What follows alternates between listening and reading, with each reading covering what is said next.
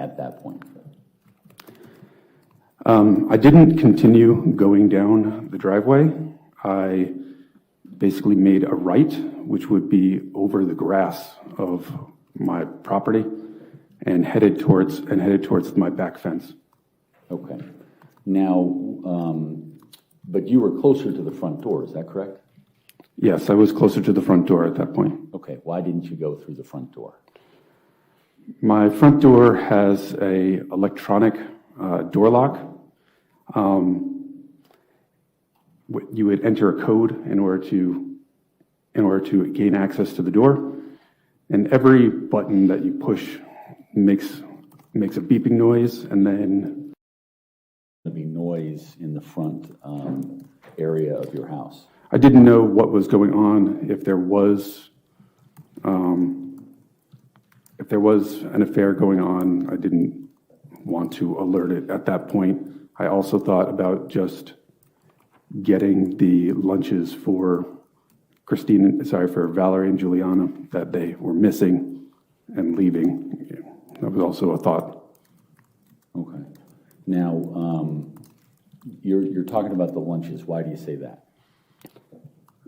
Juliana had informed me that she did not bring the lunches that she was going to take to the zoo for her and Valerie.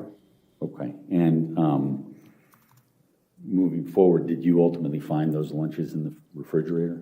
Yes, they were in I believe, the upper left of the refrigerator. Okay. So if you can, for the ladies and gentlemen of the jury, give them an idea of, from the front door, and I think it shows in some of the body-worn camera, but if you could explain it, the front door and the noise from the front door was a concern to you. Why, based on the layout of the house? So the front door kind of leads to the foyer. The foyer is 2 levels and goes to, basically it's echoes right to the top of the stairs. The stairs are immediately to the right of the front door, and if you were to go up the stairs, the hallway is open to the foyer. And is it easy to hear what happens at the front door? Basically, everywhere on the main level can hear when the front door beeps and unlocks. Okay, so we left off where you were going around the back to the backyard. Yes. What, if anything, did you do at that point? I unlocked my back gate. There's a carabiner latch on there to make sure that the dog does not unlatch it. So I unlatched that carabiner and reclosed the gate, and then headed around back to my back basement door. Okay, and did you access the house? Yes, I unlocked the door, and while I was unlocking the door, my dog was in the basement, which is unusual, as the basement has a door that's pretty much always closed. So my dog Lily doesn't have access to the basement normally, and she was jumping up and down at the back door when I was going down there. Now let's just talk about the locked door from the back where you came in. How did you access that? With my key. Okay, and in general, were your doors locked when you left the house? Yes. Okay, was that something that you took care to make sure of? And the basement door wasn't used. The basement door wasn't used too frequently, so it remained locked almost all the time. Sometimes the back door by the deck. Sometimes that would be forgotten to be unlocked because that's the door that we let the dog in and out of 20 times a day. Okay. And I'm sorry, I interrupted you. So you were in the basement and you were there with your dog. What's your dog's name? Lily.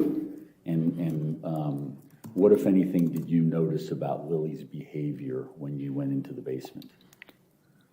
Lily was kind of frantic, is how I would describe it. She's normally pretty calm when members of the family come home. She'll just normally greet you and go about her business. She's not a young dog, but she was jumping up and down, and as it went in, she was spinning in circles and whining and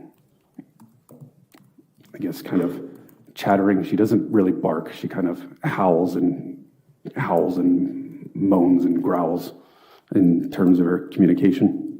Okay. And was she doing those things? Yes. And I think you indicated that there was a gate between the basement and the upstairs. Is that correct?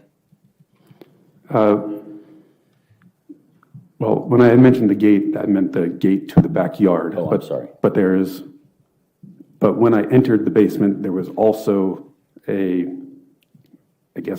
baby gate, but we used the gate for the dog, but not really all the time.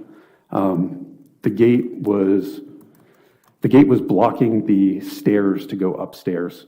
The gate is, sometimes we would use it outside at the back deck to prevent the dog from going downstairs if it was particularly muddy out, or sometimes when some of the older members of our family were at the house, we would block the stairs going upstairs so that Lily would not bump into some of the older members of our family that aren't as stable. But the gate wasn't generally in use.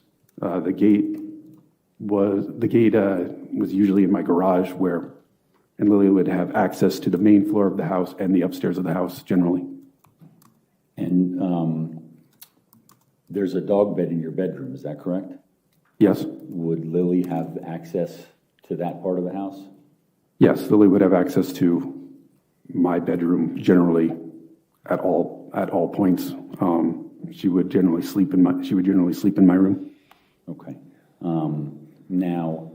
And likewise, would she have access to what was Juliana's room and Valerie's room and all the other rooms?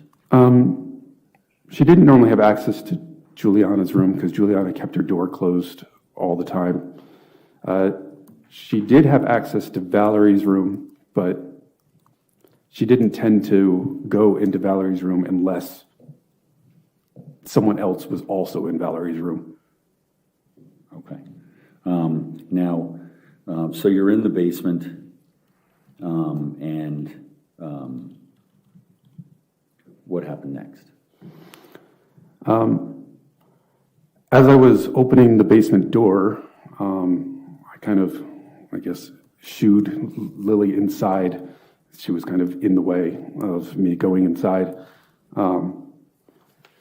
But I saw that Juliana and Valerie were coming down the brick path, maybe 20, 30 feet away, after I had opened the door. And Juliana was carrying Valerie and had followed me. And after your last discussion with Juliana, had you communicated with her in any way to come down to the house? I never told her to come down to the house. Okay. So your previous statement of stay in the car was still standing, I guess? I believed that it was. That was how I ended my conversation with her, was for her to stay in the car. Okay. So when they got to the basement, what, if anything, did you do? I allowed them access to the basement. I had the door, partially open for them. And then as they came in, I closed the door behind them. Okay. And did you indicate to Juliana and Valerie anything relating to where they should stay? We had a conversation in the basement. Again, I had searched the basement a little bit, and there's mainly one large room in the basement. There's also a bedroom, but in the large room where the couches are and the TV is, and there was workout equipment in there at that point. I looked around that room for a little bit and didn't see anybody. Very short time. But And why were you looking around the basement? well, I thought that there was somebody in the house, but I didn't know where that person was. Okay. And so in terms of your search of the basement, did you do it like a law enforcement officer? I would say that it was a quick search.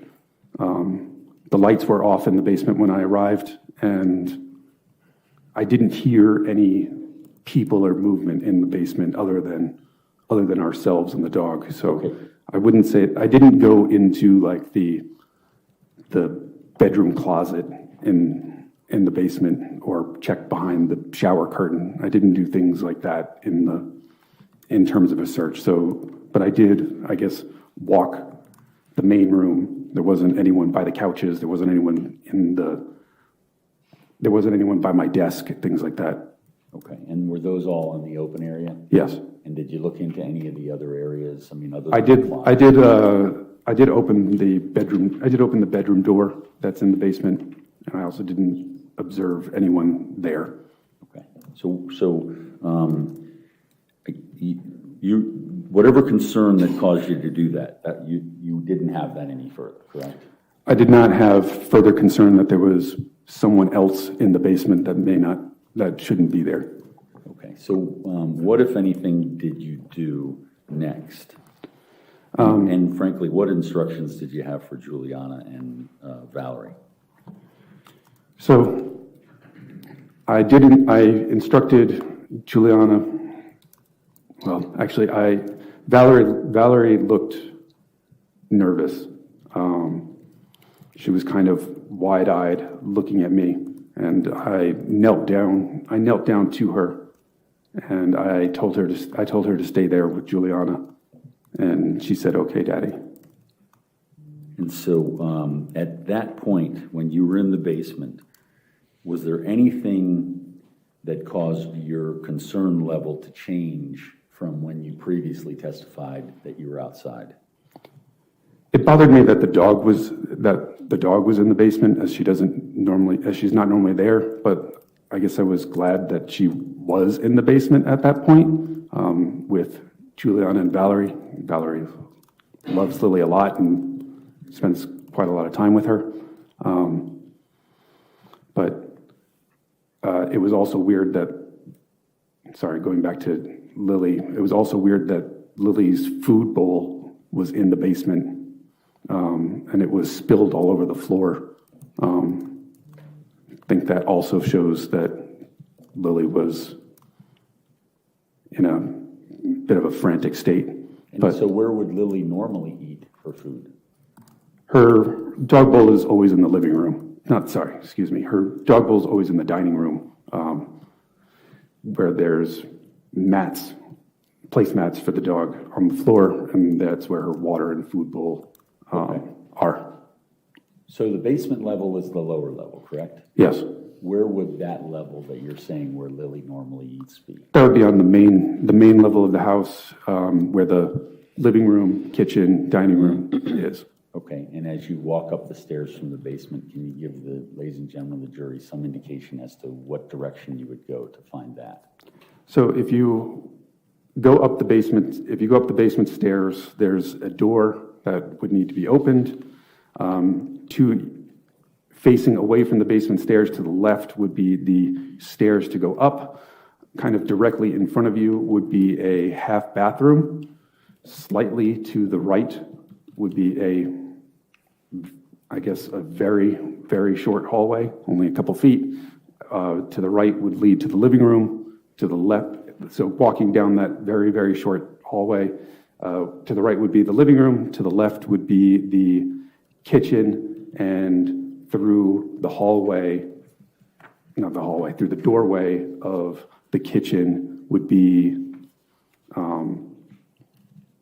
of the kitchen would be, the dining room where Lily's food bowl would be. At some point, did you leave the basement? Yes, after I spoke to Juliana and Valerie, I stepped over the dog gate and climbed the stairs. Okay, so the dog gate was still in place? Yes. Did Lily attempt to follow? No. Okay, so She can't jump over the gate. So explain to the ladies and gentlemen of the jury, to go up to the next level, you just was it one flight of stairs, 2 flights of stairs? I mean, I would call it one flight of stairs, but it's, I don't know, 7, 8, 9 stairs, and then a small landing, and then 7 or 8 stairs again to the door. Okay, and the door would be the door to the basement? Yes. Okay, so did you go up that basement stairs? Yes, I did. And what, if anything, were you intending on doing when you went up there? Finding out what was going on in my house. Okay.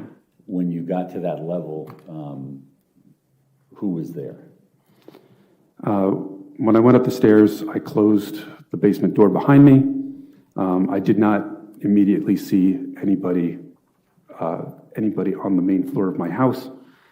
And I walked down that very short hallway past the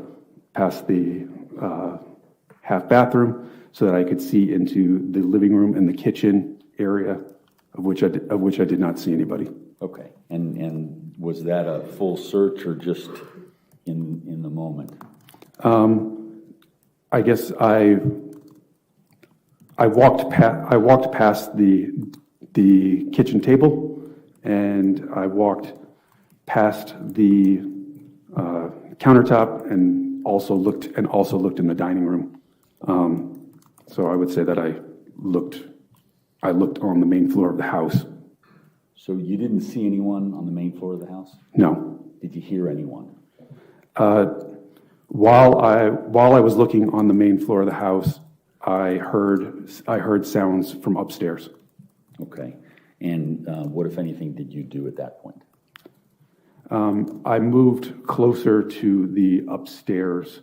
I moved closer to the upstairs stairs, to the stairs heading upstairs, but still on the main floor of the house. Okay. And was that a better position to hear or know what's going on? That's where the sound seemed to be coming from. There's regular ceiling over the kitchen and living room area, but in the foyer area that leads to upstairs, which is where I heard the sounds coming from. Okay. And what, if anything, did you hear? I heard the sounds of, I would say, moaning, as well as sound of skin-on-skin contact. And what did you think was going on at that point? Sex. Okay.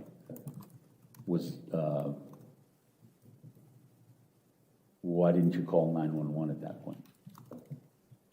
Well, I believe that it was an affair that was going on at that point. That doesn't seem like an emergency for the police to be involved in, was my thought at that moment. Okay. Now, what were you thinking at that point when you decided what that was? I guess I was emotional at that point. While Christine and I had affairs, we had never seen each other with anyone. No one was ever caught in the act or anything like that. Hearing what I thought was sex was upsetting. So what were you thinking to do? What was your thought process at that point? I thought about just getting the lunches and giving them to Valerie and Juliana and having them leave. I thought about just ignoring the situation and going to work and dealing with this after work, hopefully when no one else is there. I thought about how Christine had just taken off the day before because she was originally supposed to be working on the 24th, and I thought about, well, this seems to be why. I thought about, well, maybe this is why she took off on the 24th. Okay. Because I didn't know that she took off on the 24th until the night of the 23rd.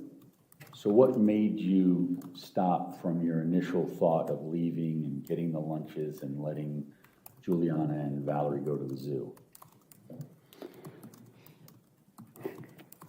I guess as my mind was kind of racing in this moment, the sound, I guess, sounded like it changed to me. Instead of what I thought was the sounds of sex, I thought that the impact sounds sounded forceful, and that Christine's moaning sounded painful and not pleasurable, and that the distance between the sound of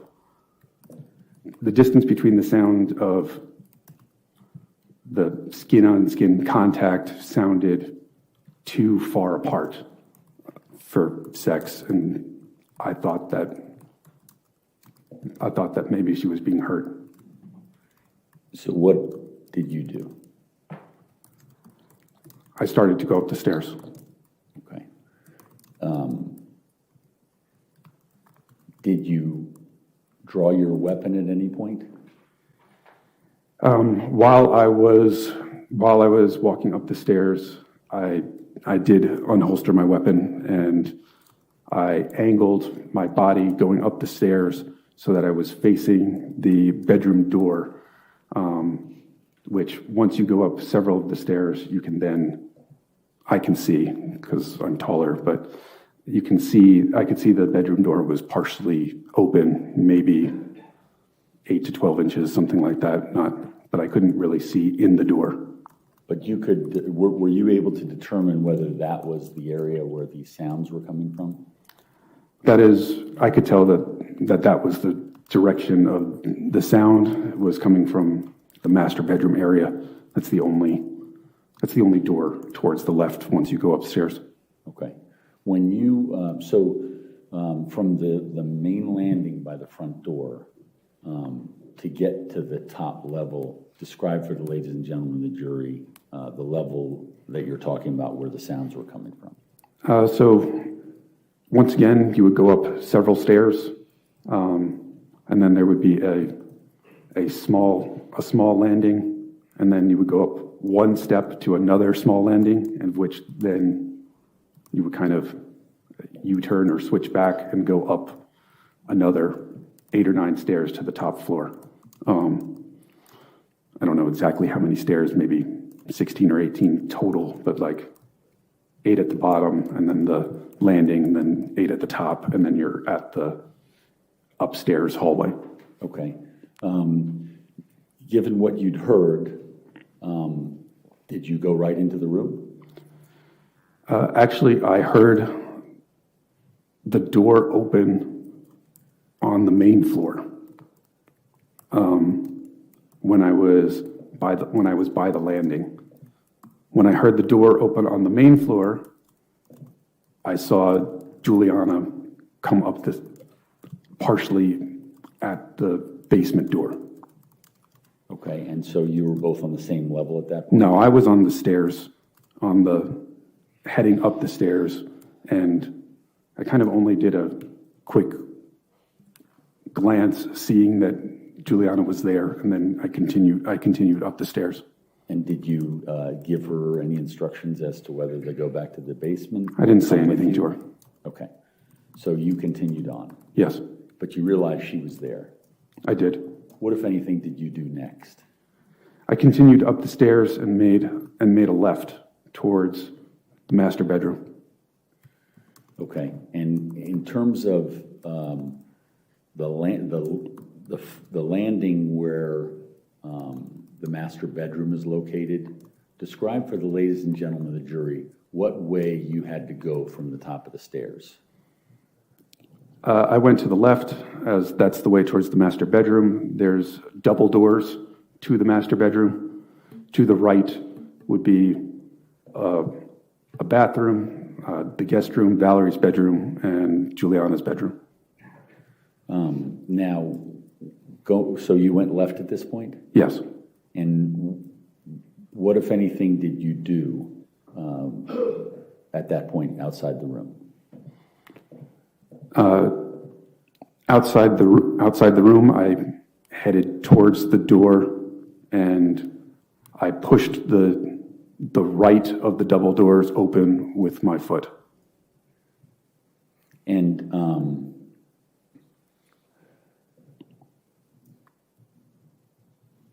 did you otherwise have something in your hands? Yes, I had my firearm in my hands. Okay. And when you pushed with your foot, which foot was it? My right foot. Okay. And were you able to see or hear any more when you did that? Pushing the door open with my right foot revealed Christine, and who I now know is Joseph Ryan. They were on the floor near the bottom left of my bed, kind of in front of the master bathroom door, just past the bed, in between the bed and the tall dresser. Okay. So you just described it as the bottom left. Describe for the ladies and gentlemen of the jury, how do you come to bottom left? What position are you in order to describe it that way? If you're in the bed. Yes, if you were in the bed or facing the TV that's in there, the left would be the bottom left corner. That would be the part that's closest to the master bathroom. Okay, thank you. And so you indicated you saw Joseph Ryan and Christine. Yes. Had you ever seen Joseph Ryan before? I had never seen Joseph Ryan before. Had you ever had any communications with him before? On February 24th is the only time I had communications with him in that room. Okay, so when you observed this, and please tell the ladies and gentlemen of the jury exactly what you observed with regard to his contact with Christine. Christine was, I would describe as nude and on all fours, on her hands and knees, and Joe Ryan was behind her, like angled slightly behind her, and from my position at the door, slightly to the left of her. He was clothed, and he was looking directly at me as I opened the door. And when you first caught eye contact with him, where exactly were you in relation to the bed, and where were they? Now, I was maybe one step into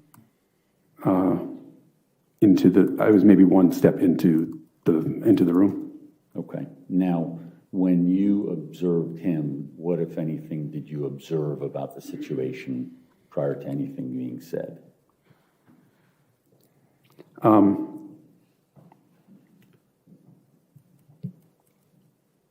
I observed, basically, as soon as I went in the room, it appeared that Christine tried to get up, but I guess I'm unsure if it's that Christine tried to get up or if Joe Ryan pulled her up. It's hard. I can't really tell, but Christine went from being on all fours, hands and knees, to more like being on her knees. Now, had you said anything to them or to him specifically? Almost immediately, I said police, Okay, and what was your intention in doing that? alerting the room that I was there. Okay, and at the time that you said police, was your gun in plain sight? Yes, I was holding my gun forward. And your badge, was that in plain sight? My badge is on my belt, so that could. I don't know if he could see it, but it is. Okay. It is a gold badge that is attached to my belt. And so, if you think of it as a clock around you, where would, at what point can you describe for the ladies and gentlemen of the jury where your badge would be? Like 11 o'clock. Okay. So just to kind of in front of my left pants pocket. Okay. And were you wearing a jacket over that area? I was wearing a jacket that day. Do you know if it was covering it or not? No, I don't know if it was covering. I don't know if it was covering it at that moment. I don't remember if my jacket was zipped or not, and it's February, so okay. I'm not sure if my jacket is zipped or not. In terms of seeing the badge, you didn't pull it out and show it or anything? I did not. Okay. You just said police. Yes. And what happened from there? Christine responded first. Christine said, Brendan, he has a knife. Now, before she said that, did you see any weapons at that point? I didn't see a weapon. I didn't see a weapon at my initial viewing of the scene in that first couple seconds. And after Christine said that to you, were you able to identify it? I observed that there was something silver in Joe Ryan's right hand, but it was still difficult to see, as part of it would be in his grip and part of it seemed to be inside of Christine's hair. Okay, and I think you'd said previously, did Christine have long hair? Christine had pretty long hair that goes down past the middle of her back. It's curly, thick, brown. She had a lot of hair. Okay. Now, just so we're clear, when at the time that you said police, what was the position of Joe Ryan and what was the position of Christine? Joe Ryan was also on the floor. I would say that he was in a kneeling position. On the floor, partially behind Christine, partially behind the bed. Okay, and the bed, is the bed high? The bed is. I would say the bed is very high for a lot of people. It has storage dressers underneath the bed, and there was a foundation under it, and then the mattress itself is a thick mattress too. Okay, so from your vantage, have you changed your vantage point? I think you'd said one step into the room. Yeah, I had only basically gone one, maybe two steps into the room, and I didn't go further at that point. Now, when you said police, what, if anything, did Joe Ryan say to you? Joe Ryan didn't say something until after I told him to drop the knife. Okay. And what was his response? He told me to drop my gun. And at that point, was there Well, let me ask you this. You saw a knife there. What were you thinking in terms of Joe Ryan with a knife to Christine's neck? I was extremely terrified. I don't know that I've ever been more panicked in my life. And so what were you thinking that you needed to do?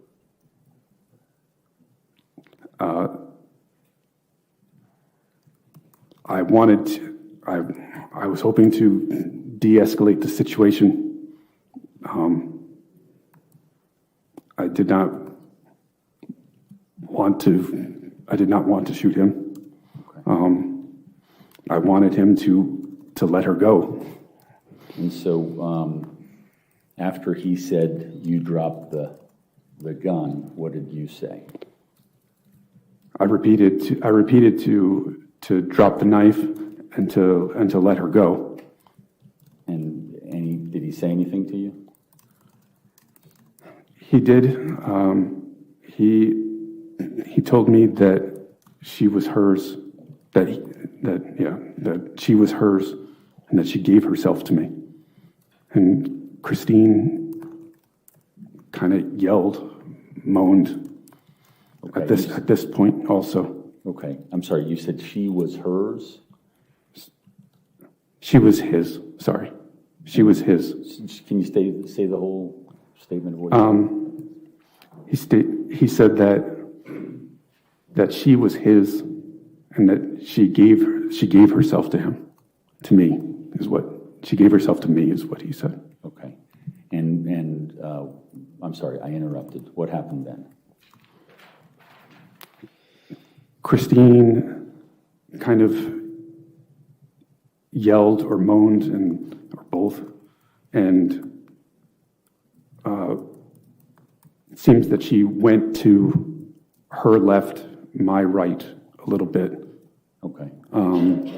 Now, when she yelled or moaned, what did that indicate to you?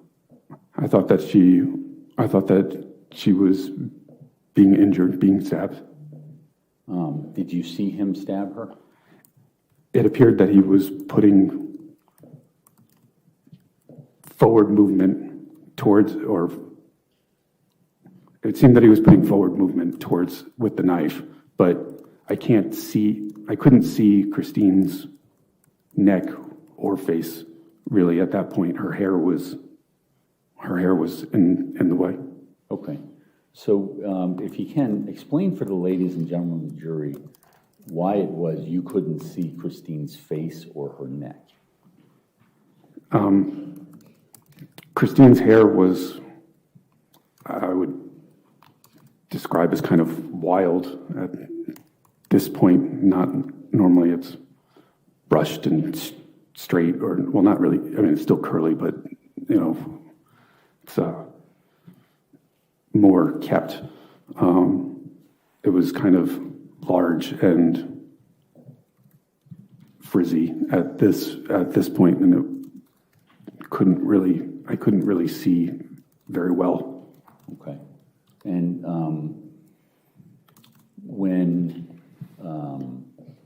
so I interrupted you. So well, go ahead and tell the ladies and gentlemen of the jury what you were following up with. I'm sorry, I don't. So you indicated in your previous answer that you couldn't see whether or not he had stabbed her in the neck or made contact with the neck. Correct. Okay. And that she had made some sort of a sound and pulled away. Yes, so she kind of moved to her left and to my right, but my best guess is that he had a grip on maybe the back of her neck, maybe the back of her hair. I can't see his left hand at this point, and so she did not really go anywhere.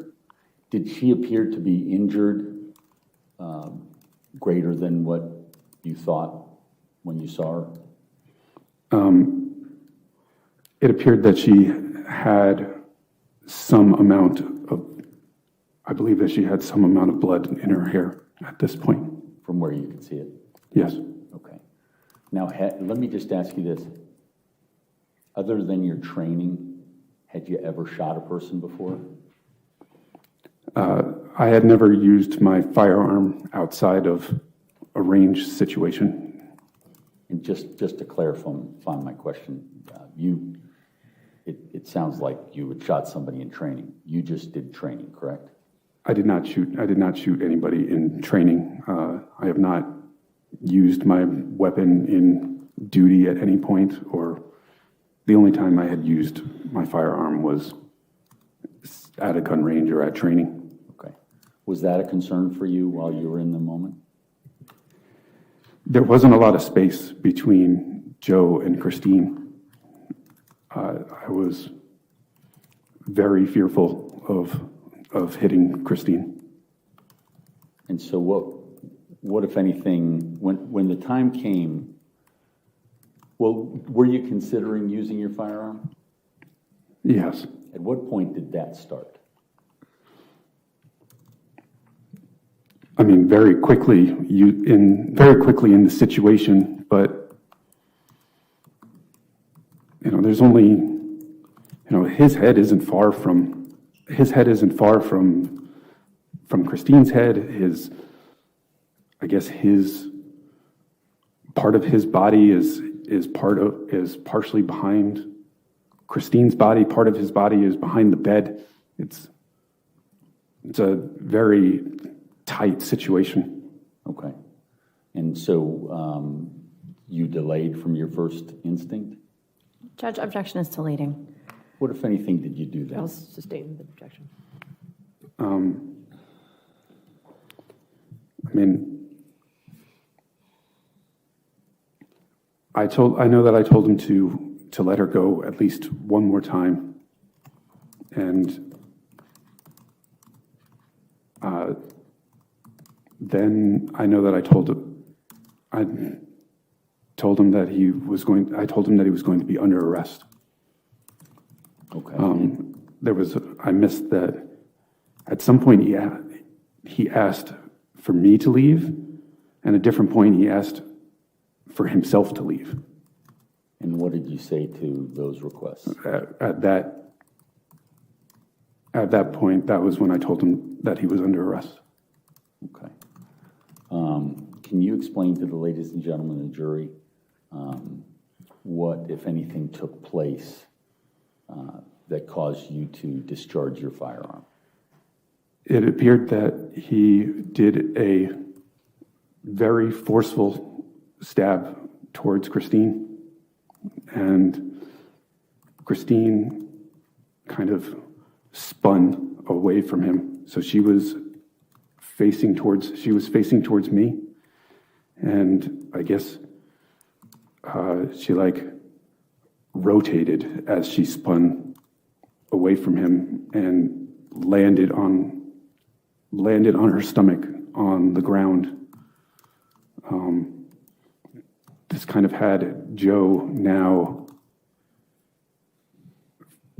on his knees, kind of facing Christine, of which I saw him do a downward stabbing stroke, and that's when I fired at him. And when you fired, were you able to determine whether or not you made contact? I didn't know where I made contact, but I believed that I made contact as he moved. Okay. He moved backwards, He moved backwards a little bit away from Christine. At that point. And what did you do?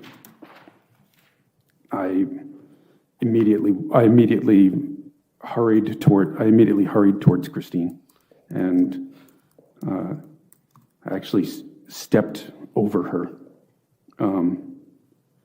and I told her to stay down as I stepped over her. I did this so that I could look at Joe Ryan and see if he was still a threat. And what, if anything, did you see when you went over there? I saw the knife on the floor. Okay, was that the first time you saw the knife in its full? That was the first time I could fully see the knife. The other times, it was in his grip and obscured by Christine's hair. And the knife that you saw is the same knife that you've seen in the Commonwealth's photos? Yes. Okay. Before, at some point, did you help Christine? At that moment, I did not help Christine yet. I used my foot and dragged the knife towards me with my toe to move the knife away from Joe. Okay, so if you can, so that there's an image in their minds, can you explain from stepping over Christine to doing what you just said with the knife? I probably need to take another step or two to get closer to Joe. The knife was very close to Joe. It's like I reached my right foot forward. I still had my gun pointed at him. So I reached my right foot forward, and I guess stuck my toe out and dragged it back towards me so that it was not next to him. Okay, and what would you say the distance was where the knife was when you first touched it with your foot? I'm sorry, the distance from Joe Ryan when you first touched it with your foot? Not more than a foot and a half. Okay, and when you removed it from the area around him, how far was it from Joe Ryan? Maybe 5 or 6 feet, but immediately next to me. Okay, so what did you do then next? I didn't notice that Joe was moving, and Well, let me ask you this. Did you ever touch Joe? I never touched Joe at any point during this encounter. Okay. And when you moved the knife, what did you then, what happened next? I turned around and faced Christine, and I kneeled down next to her. Okay. And what was her position at the time that you kneeled down next to her? At that point, she was on her stomach. She was kind of writhing back and forth, kind of rolling back and forth. And I guess at some point, pretty quickly, she rolled over onto her back. Was that with your assistance? At that point, she was doing that on herself. I don't think that I helped her roll onto her back. Okay. What, if anything, were you doing to assist her at that point? So she was holding her neck, and she told me that she couldn't see. And I asked her to let me see, indicating that her hand was covering her neck. And she very shakily removed her hand from her neck, and I could see the wound on the right side of her neck. Okay. And what, if anything, did you do at that point? She told me to put my hand there, and she had put her hand back on her neck, and then I put my left hand on top of her hand, but she pulled her hand from underneath mine and put her hand back on top of my hand and put pressure on my hand, I think indicating that she wanted more pressure on the wound. And did you do that? Yes, I had. Okay. I had my hands on hers, trying to apply pressure. And she was helping you? Yes.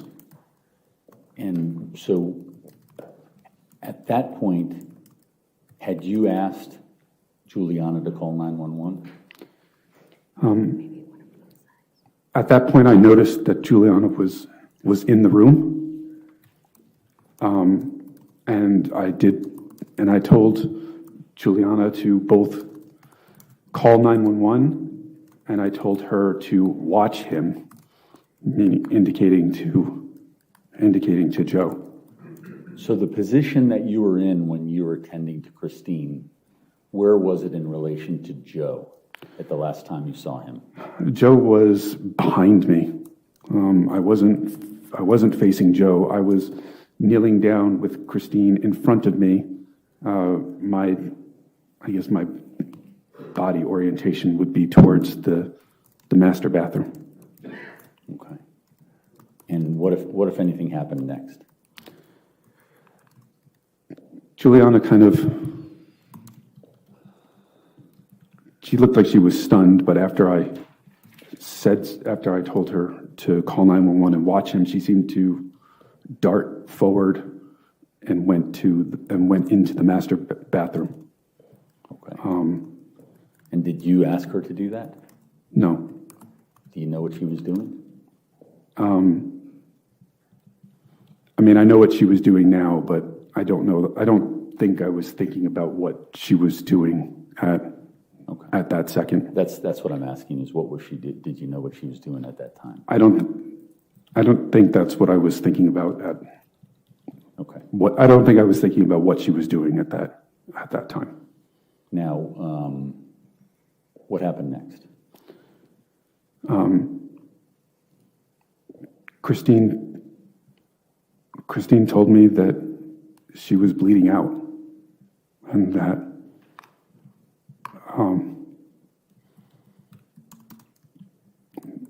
she was sorry and that she loved me.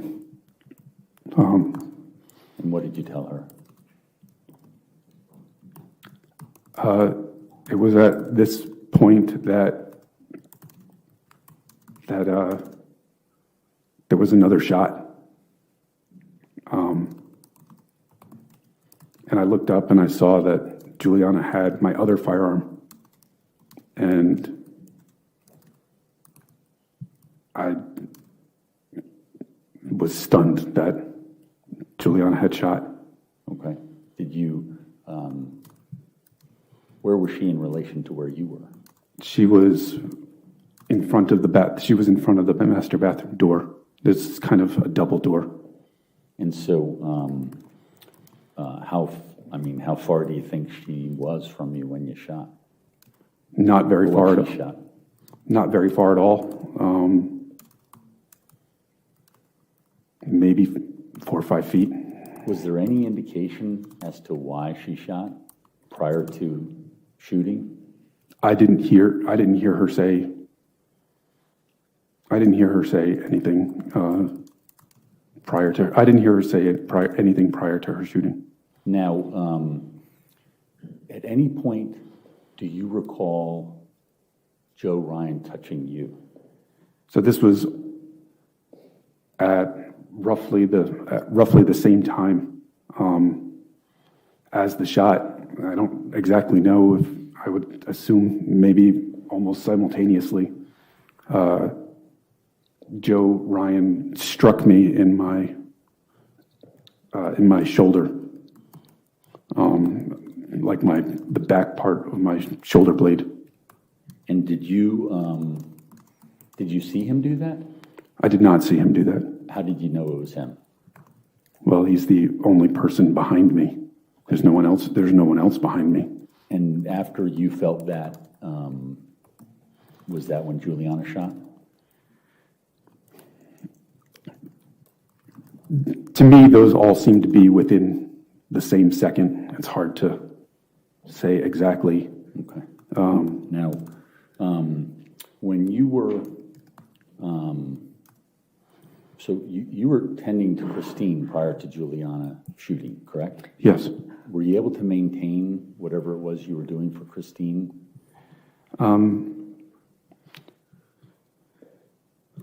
don't know exactly why, but my reaction to being hit and Juliana shooting was to stand up.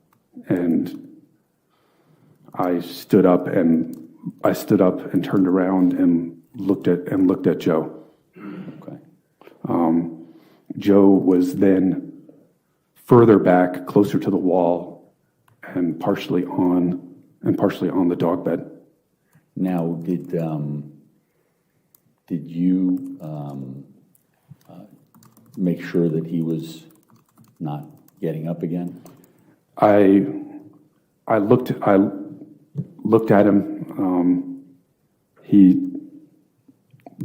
did not appear to be moving at that point. Okay. What did you then do? I yelled for Juliana to call 911 again, and I turned back around and went back to Christine. Now, do you know what Juliana did with the gun that she used to shoot Joe Ryan? At some point, I know she put it on the bed. Did you observe that? I don't think I observed her putting it on the bed. Okay. And the gun that Juliana shot Joe Ryan with wasn't the gun that you have, correct? No, the gun that I shot Joe Ryan with was my duty weapon, a Glock 19M, and the gun that Juliana took out of the safe, was a Glock 43X. Now, the gun that you used to shoot Joe, was that put back in the holster?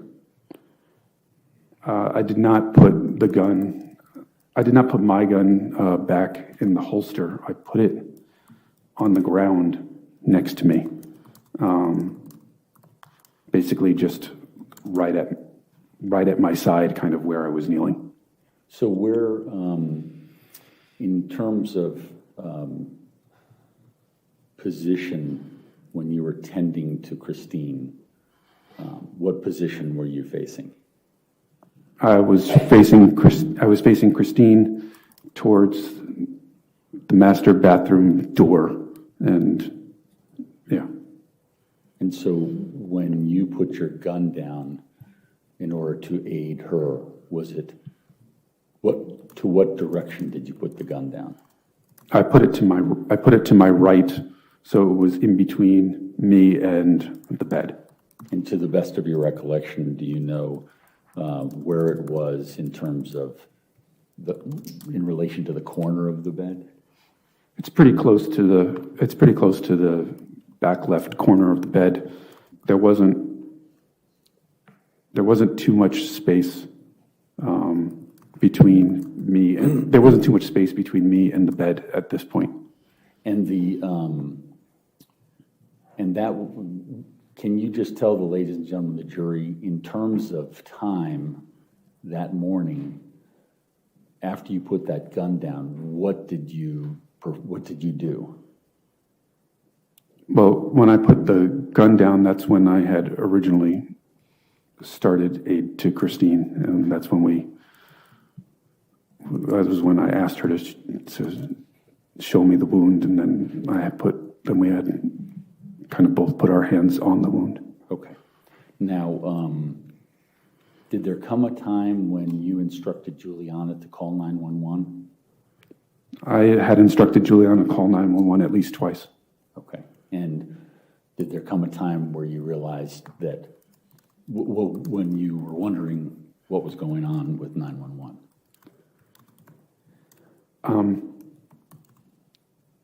She seemed to be, after she shot, she seemed to be stunned and just standing there, not doing anything. And I yelled at her to call 911 again. And do you know if she followed your? At that point, she seemed to come out of her trance, and I know that she started working on her phone. Now, why didn't you call 911? I had a significant amount of blood on my hands, and I was trying to help Christine. And also, we're trained that if there's others around, if you can have them call 911 or assist you, that is something that you would instruct them to do. So, from inside the room, please describe for the ladies and gentlemen of the jury how that 911 came, how you came to be talking on the 911 call. Juliana seemed to be pacing, kind of in front of the TV area of the bedroom and kind of moving towards the master bedroom door. She called 911, but when she called,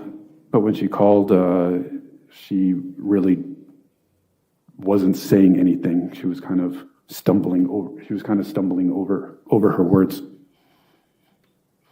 And so, what, if anything, did you do? I heard that she was on the call with 911. And I could hear the 911 operator asking questions, and so I answered the questions, of my home location and I guess briefly what had happened. And what did you say? I believe I said that there was a man that had stabbed my wife, and that I had shot him. And I identified myself as an officer, gave my address. Yeah. Okay. And at that point, were you still rendering aid to Christine? Yes, we had spoke slightly more also during that time. She was coughing, and blood had come out of her mouth, and so I knew that that's possible for people to choke on blood, and so I told her I was going to roll her on her side, and she. And so we did, and so I did that, and she seemed to know that was also the right thing to do. Okay, and so she was able to help you roll her over? Yeah, so I rolled, so I guess it would be kind of slightly away from me, slightly more towards the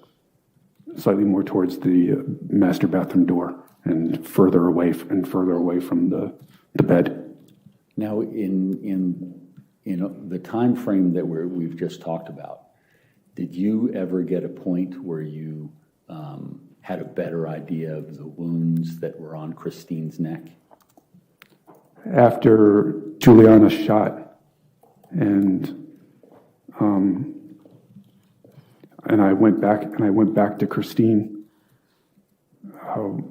Once again, I put my hand on her hand, but she slid her hand from underneath mine and put it on top of mine. And actually, my finger went inside of her neck, and that made me realize how badly she was hurt. Now, with regard to when the hands were removed off of the neck, was there any indication as to how badly she was hurt in terms of anything? I'm sorry, could you say it again? In terms of, once you took your hands off of her neck, did that give you any indication of the extent of the wounds? Yeah, I could see I saw the length of the wound and the fact that part of my finger actually went inside of hers before I quickly moved my hand out. Were you able to, and so were you able to continue compression? I did try. I would say that both of us continued to try compression.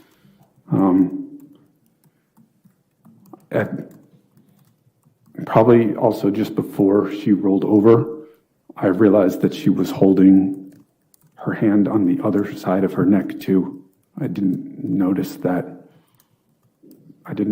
previously. And so what side of the neck are you talking about now? I was helping her with the right side of her neck, and she had her left hand on her left side of her neck. Okay, so she was tending to herself on the left side of the neck? Yeah, I didn't notice that originally. Okay, did you assist her then at that point? I did not put my other hand around her I did not put my other hand around her at that point. It was I don't know. I guess we were focused. I was talking to her, and I guess I was a little bit more focused on that. Okay. And in talking to her, did she assist you in any, in terms of how you could help her?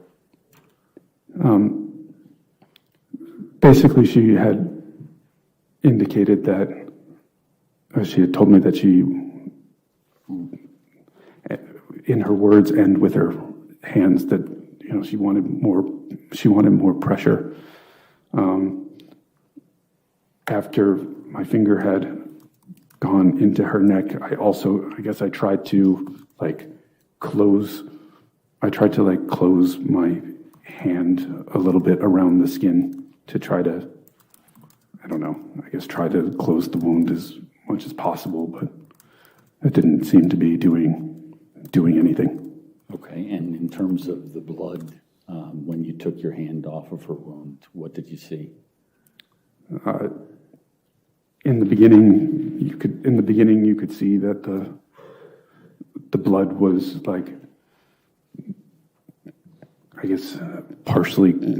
partially shooting out, and it was going through her fingers. But later on, that wasn't what was happening any longer. Okay. And what, if anything, did you observe, and what did you do?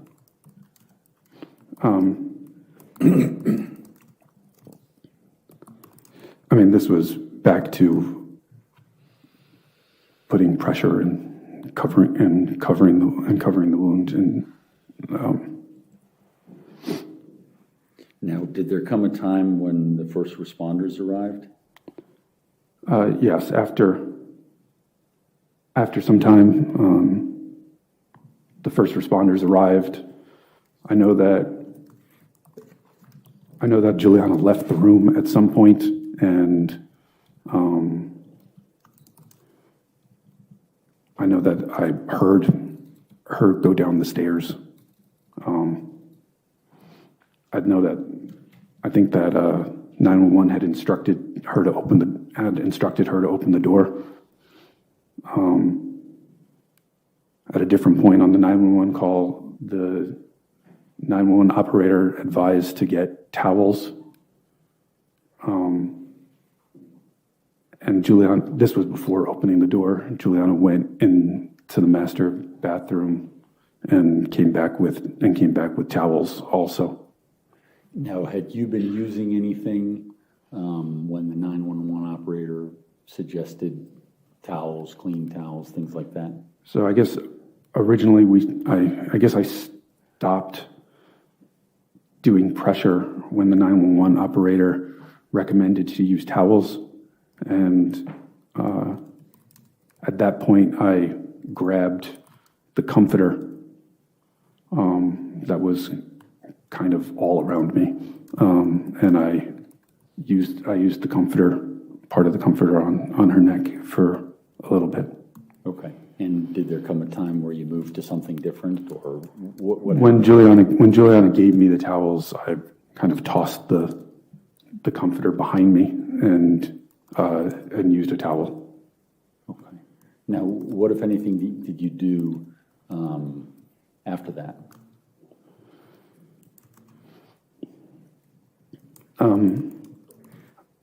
I know that there was a point that I rechecked Christine's pulse.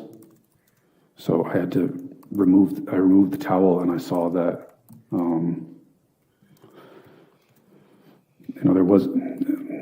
it wasn't really as covered in blood anymore, and the pulse was significantly weaker. And I checked her pulse with my hand. Her pulse, she still had a pulse, but it felt slow and weak compared to when I had my hand previously. Now, if you can, and do you have any idea, or can you give the ladies and gentlemen of the jury any indication as to, from the time you shot Joe Ryan to the time the first responders arrived, how long that was?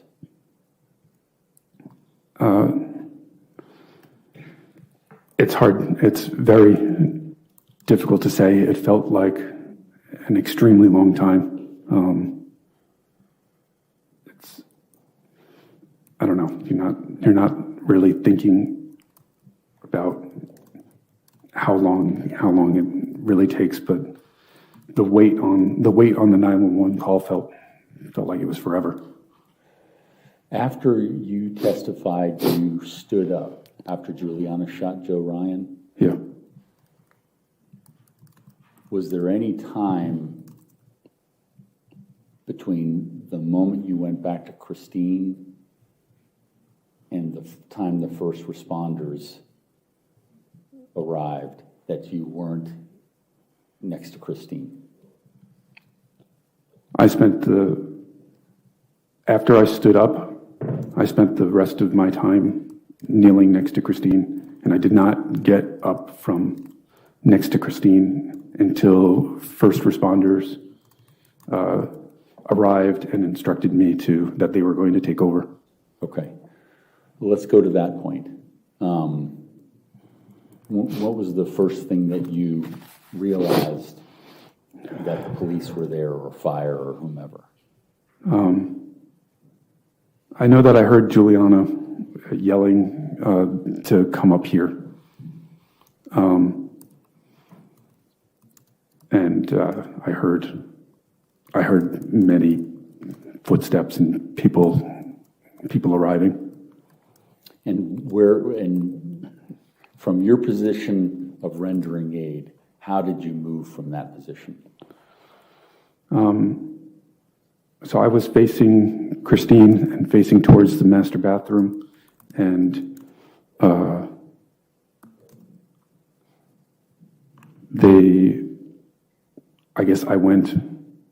I was instructed to go into the master bathroom.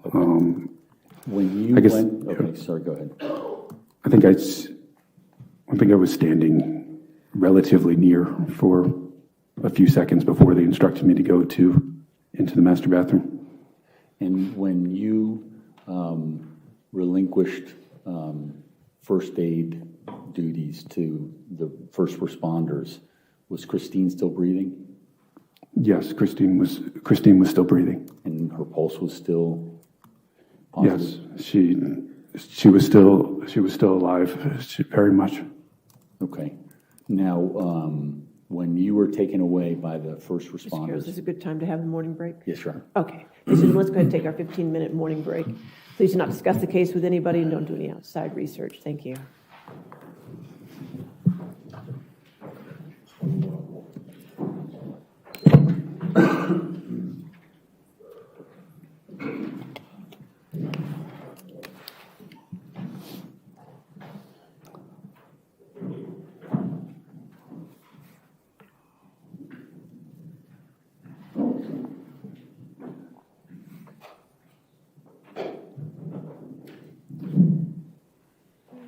Mr. Banfield, just a reminder, since you're still testifying, do not discuss your testimony with anybody to include your attorney at this time, okay? Let's come back at 11:45. All rise.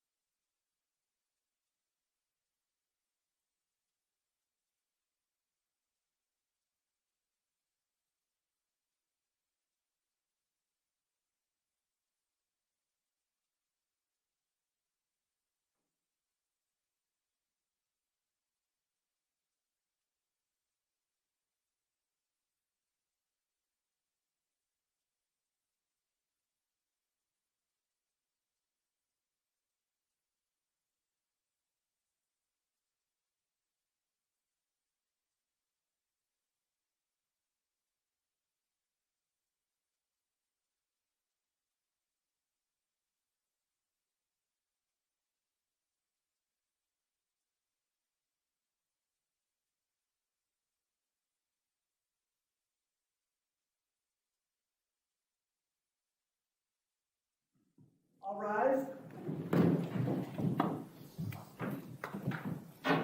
Please be seated and come forward. You can come straight to the stand, Mr. Banfield. All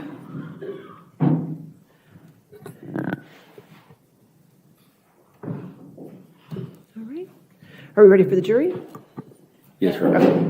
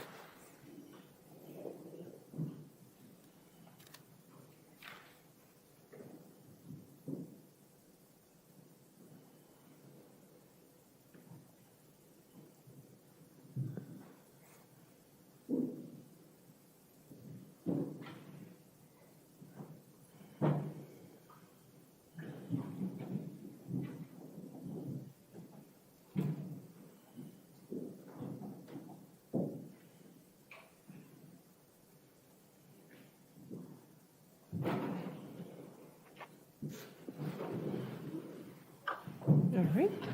Your next question, sir. Thank you, Your Honor. Sir, we left off at the point when you were being told to let the first responders take care of Christine. Do you recall who it was that advised you to go into the bathroom? I did not know the names of anybody at that point. Okay. When you went into the bathroom, what, if anything, did you do while they were tending to Christine?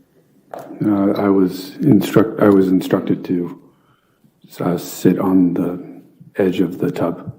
Okay. And at that point, what condition were you in? I was panicked, shocked, worried, scared.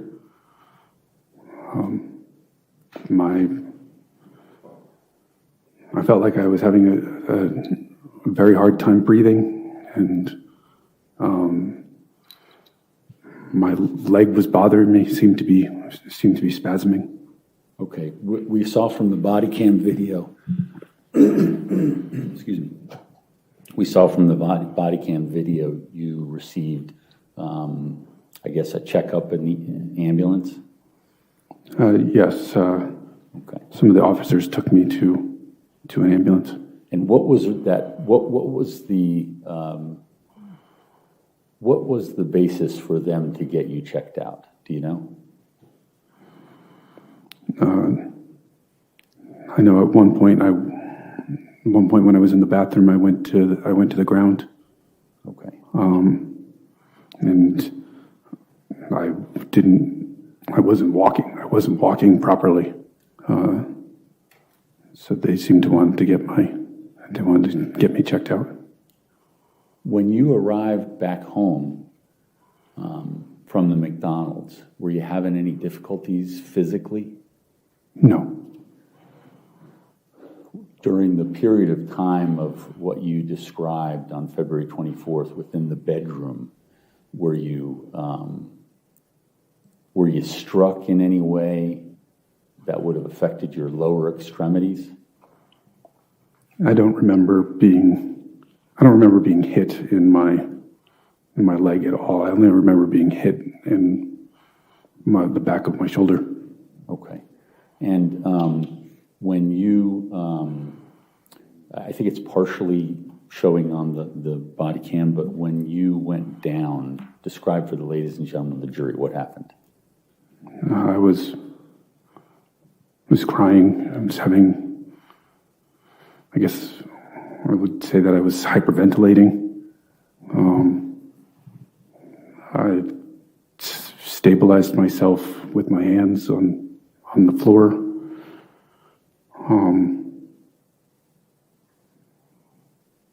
And I was scared for Christine.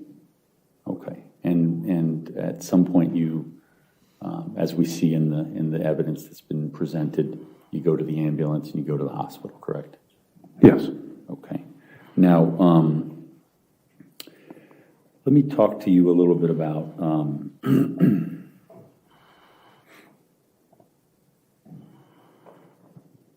another topic that came up during the trial.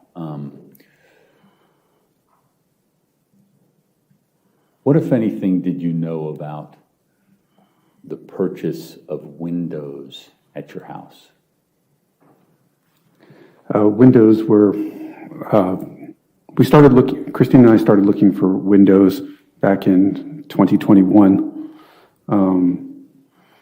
We received quotes from 10, 12, 15 different vendors. The shopping process was long. Over the course of the quotes and shopping process, we've refined that we wanted triple pane windows because the front of my house has quite a bit of southern exposure. A lot of sun comes in there and the foyer would get very warm.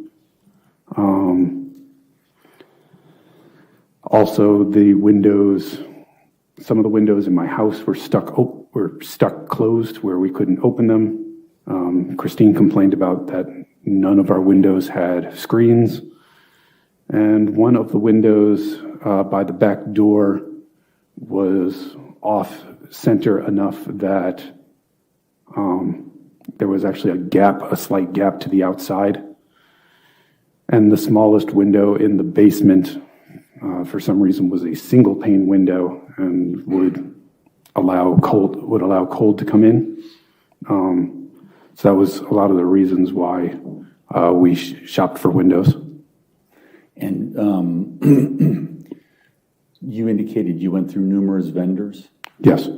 And when, if you know, did you agree upon vinyl light windows? I believe we agreed on. I believe we had a second quote from Vinylite in the summer, the early summer of 2022, which is before any relationship with Juliana. And we received an updated quote with the triple pane windows. I believe it was in July of 2022, which is also before any relationship with Juliana. And we've placed the final order in August and I believe made the first payment before any relationship was with any relationship with Juliana, meaning that the windows were fully decided prior to any relationship with Juliana. Now, did you ever go outside and screen in some sort of a test? No, it's ridiculous. I did at one point speculate to Juliana that I wondered if our neighbors didn't hear the gunshots because of the windows. That's the only thing that I ever remember saying to Juliana, and that was after February 24th, after some of my neighbors had spoke to me and said that they didn't hear anything. Now, the window job that you had Vinylite do was a full replacement of all the windows. Yes, it was replacement of every window. Okay. And was there anything about the windows in the bedroom that was greater in terms of soundproofing or greater in terms of efficiency than the other windows around the house? No, the entire house was chosen to do triple pane windows. There was a couple windows that were slightly different. One of them was the pane window in the master bathroom, which was obscured glass so that people can't see into the master bathroom.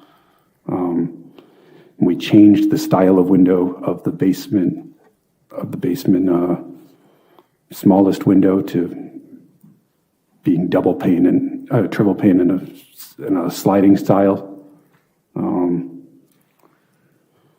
I think that was the main changes, besides upgrading to triple pane and the different repairs and things that we wanted in terms of features.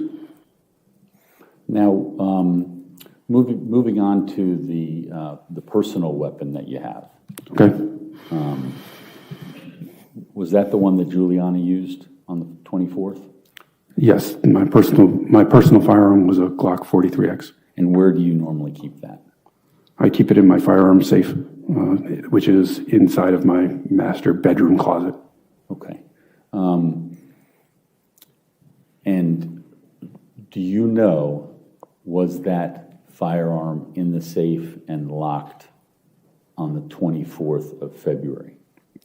Yes, the firearm was in the safe and locked on the 24th of February. And did Juliana have access to the code? Juliana knew the code because the code was the same as my door code to the house, and at different points she was in my master bedroom closet and observed me putting away my firearms. And so when you testified that she went into the closet and you thought it was for towels? So when she went to the bathroom, I guess first I can't see the master bedroom closet from where I was in the bedroom. When I told her to watch him and call 911, I didn't know what exactly she was doing at that moment, and I couldn't see that she went to the safe. And at what point did you realize that she had gone to the safe? Only after she shot. And at some point were you able to confirm that your personal weapon was being used? Well, yes, I saw that she had my weapon. Okay. Now, let's talk about the day before, November 23rd. February 23rd? I'm sorry, February 23rd. I apologize. Were you aware of any vacation plans for you and the members of your family? Yes. Okay. And what did you know about the vacation plans? Christina and I already had a cruise that was planned for, I don't know, maybe May or June of 2023. That was planned earlier with a large part of our family was going to be attending to that. But Christine and I were planning another trip, which was going to possibly be to Punta Cana, which is where we had our honeymoon originally, and so we had discussed that, and she was telling me about some of the resorts that she had been looking at. Okay. And was Royalton Resorts one of those? That, I believe, was the one that she liked the best, and she sent me a message wanting me to look at it and basically to see if I agreed, and if we would probably book it relatively soon if we thought that would work out, and we'd have to figure out, days off and things like that. Do you remember where you were when you received that message? Actually, I think I was in the living room with her. I think she just sent it to me as like, this is what we're saving so that we could, continue to review it later. Okay, to show her. Yes. Or to show you, I guess. Yes. And how did you receive that message? Generally, when we message, we don't use standard text messaging. Our usual messenger of choice was Facebook Messenger, and that's how I received that. Okay. And you were in the same room with her? I believe I was in the same room with her. We were in and out of the same room together frequently that day. That day was my birthday. Specifically relating to that request or the discussion about the travel arrangements, did you ever take control of her laptop? No, she was sitting on the couch using her laptop, and we were discussing it while I was playing with Lego with Valerie. And did you ever use her phone regarding that discussion? No, I never used her phone. Did she ever leave to go anywhere during that discussion regarding resorts? Not that I remember. At some point, I took Valerie to bed, and bedtime at that time usually involved a story or two, brushing teeth, getting changed. So that took 20, 30 minutes, and then I returned to Christine after I was done with bed for Valerie. When you returned to Christine, did she have her devices still? Yes. Now, this was your birthday, so what was going on at the house that day? One of my friends, Nishant, came over. He brought me a box of large cookies from, I believe it was Midnight Treats, and but really we didn't do anything for my birthday because Valerie had swim lessons that day. So I had taken Valerie to swim lessons. Christine had told me she had to work late. I don't think she got back until after 8. Christine and I had celebrated my birthday, I guess the day before. On the 22nd, we went to Korean barbecue, me, Christine, and Valerie. Okay. And on the 23rd, which was your birthday, where was Juliana? I don't know where Juliana was when we were talking about the vacations. I do know that she came with me to the gym. She actually worked out with Nishant at the gym, and then Nishant came back to our house later. I was with Valerie at the pool. Okay. And when the discussions regarding resorts and all that sort of stuff was going on, was Juliana around for that? I don't know where she was, but she was not in the living room, kitchen, main floor area. Was Christine's laptop there with you guys? Yes. Was her phone with you guys?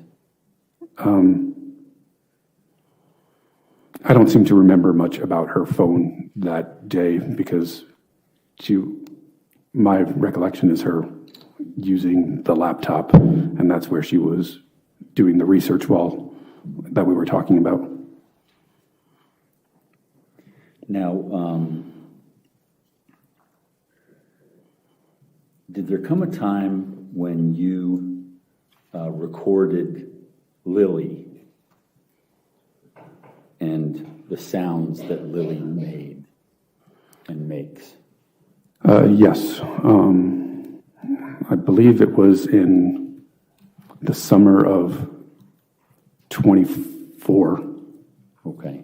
And in doing that recording, why were you making a recording of Lily's sounds? Ryan Campbell which is Juliana's attorney, had come to my house because he wanted to view the layout of the house and see how far it took to get to places, and where my gun safe was and things like that. And when he was there, I had Lily outside because I didn't want her to bother him, and he heard sounds of Lily whining and complaining to come in because she was separated from everyone on the inside. And I believe it reminded him of the noise. Sustained as to. I don't think you can say what he thought. Okay. What, if anything, did he ask you to do? Objection, me to- hearsay. Based upon your conversation with him, what, if anything, did you do? I recorded the sounds that Lily made. Okay. And have you listened to the file of Lily 3? Yes. And does that accurately represent the sounds that Lily made? Yes, I sent several different recordings I made several different recordings for her. Yes. Okay. Are you aware of the one Lily 3? Yes. And you've heard it and you've listened to it? Yes. And that reflects the sounds that Lily makes? Yes, it does. Here, I move that in as defense exhibit number 377. Any objection? No objection. 377 is a different, it was annotated as a different exhibit. Do you want to make it 378? Yes, sorry, Judge. I thought we'd stopped at 376, so that's why. You tried to get 377 in, but we didn't, so Yeah, 378? 378, thank Okay, you. 378 in evidence. And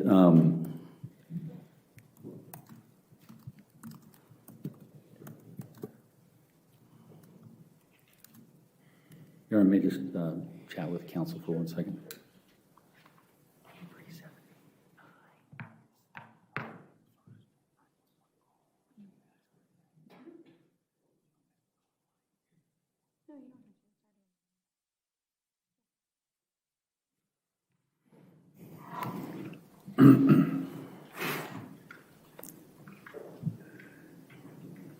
Your Honor, the file that I was about to move in is already in evidence in the Commonwealth's case, the 911 call.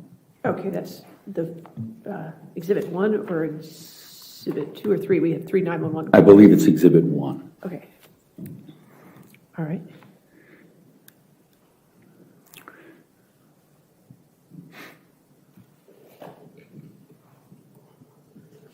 Court's intelligence. One minute. Yes, yes, sir.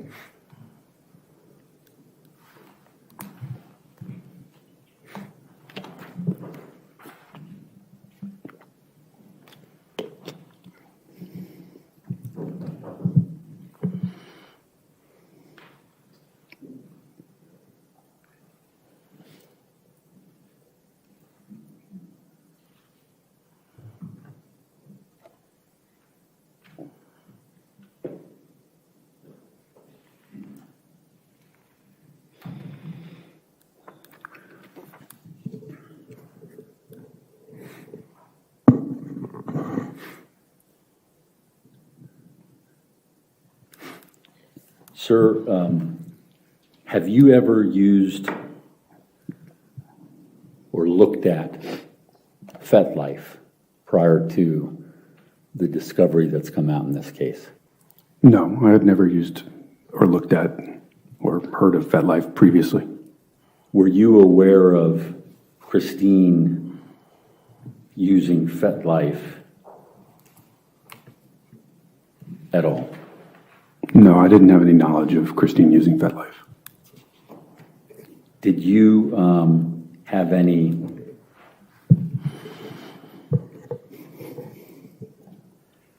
knowledge of whether she had used Craigslist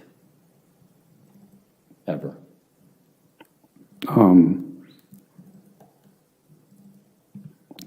I think that she did back in New York to advertise that we had a yard sale. Okay. And that would be the extent of the use of Craigslist? That's the only time that I can remember. How about something called Backpage? Did you ever know her to have used those kind of things? No. Was there any sort of, well, let me ask you this. How is it that you and Christine would primarily communicate? Primarily, we would communicate on the phone. We would talk almost, when Christine would leave from work, she would almost always call me. Obviously in person when we're together. And if it's messages, such as when we're both at work, we usually use Facebook Messenger. Now, in terms of what you've observed with FetLife, in your own relationship, were any of those sorts of things done in the bedroom? There was a point a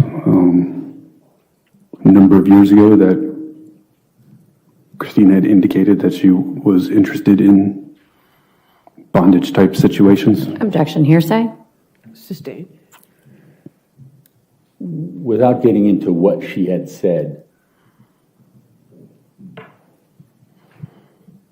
were there times when...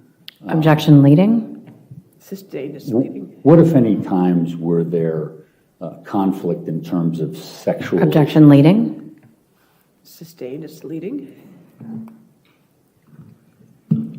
In terms of your sexual relationship with Christine, what, if any, differences did you have? I was not interested in ever harming her. I was never interested in sexual violence. I would say that we also had a discrepancy of how often we would like to have sex, where I would like to have sex more frequently than we did.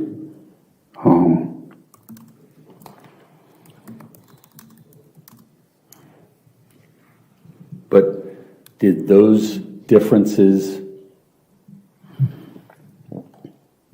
what, if any, effect did those differences have on your relationship with Christine?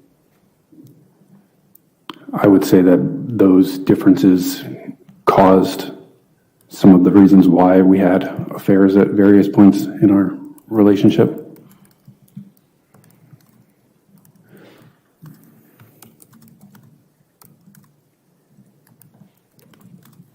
Did you love your wife? Yes. Do you love your daughter? Yes, sir. Did you have any sort of plan for what February 24th became? No, it was a situation I was never expecting, never expected to be in, would never want anyone to be in.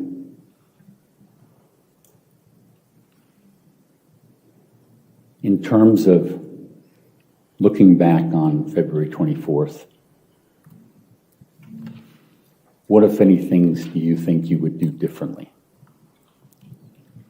Objection, relevance. I'll sustain the objection. What, if any, things would you do differently in the room confronting Joe Ryan? Objection, relevance. I'll sustain as to relevance.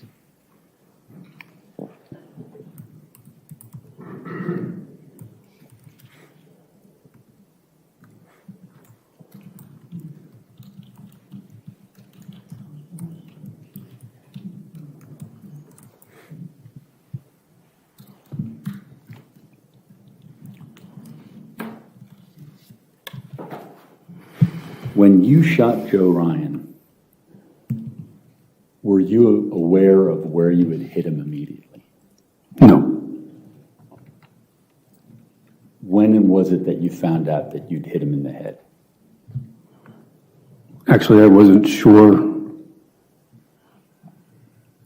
I wasn't sure where I hit him until we had discovery. And why did you shoot John Ryan on February 24th? He was attacking Christine. I mean, he was stabbing her. I mean, I wish I shot him earlier.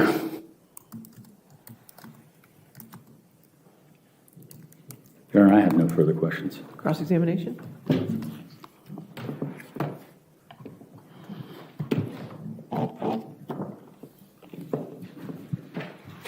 It's my power cord in your way. It's my power cord in your way.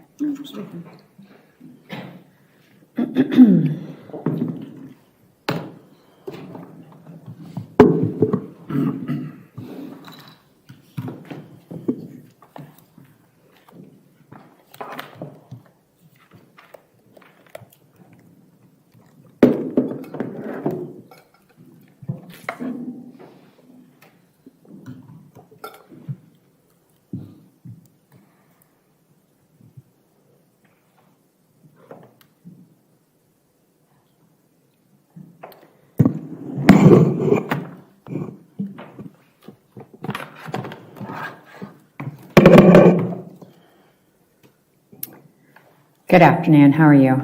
Okay, how are you? Good. So let's understand. This is the first time you've told this story or any story about what happened in the bedroom on February 24th, 2023, correct? Yes. Okay.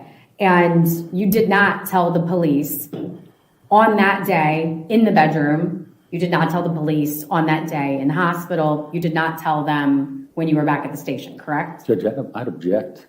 May we approach? You can approach.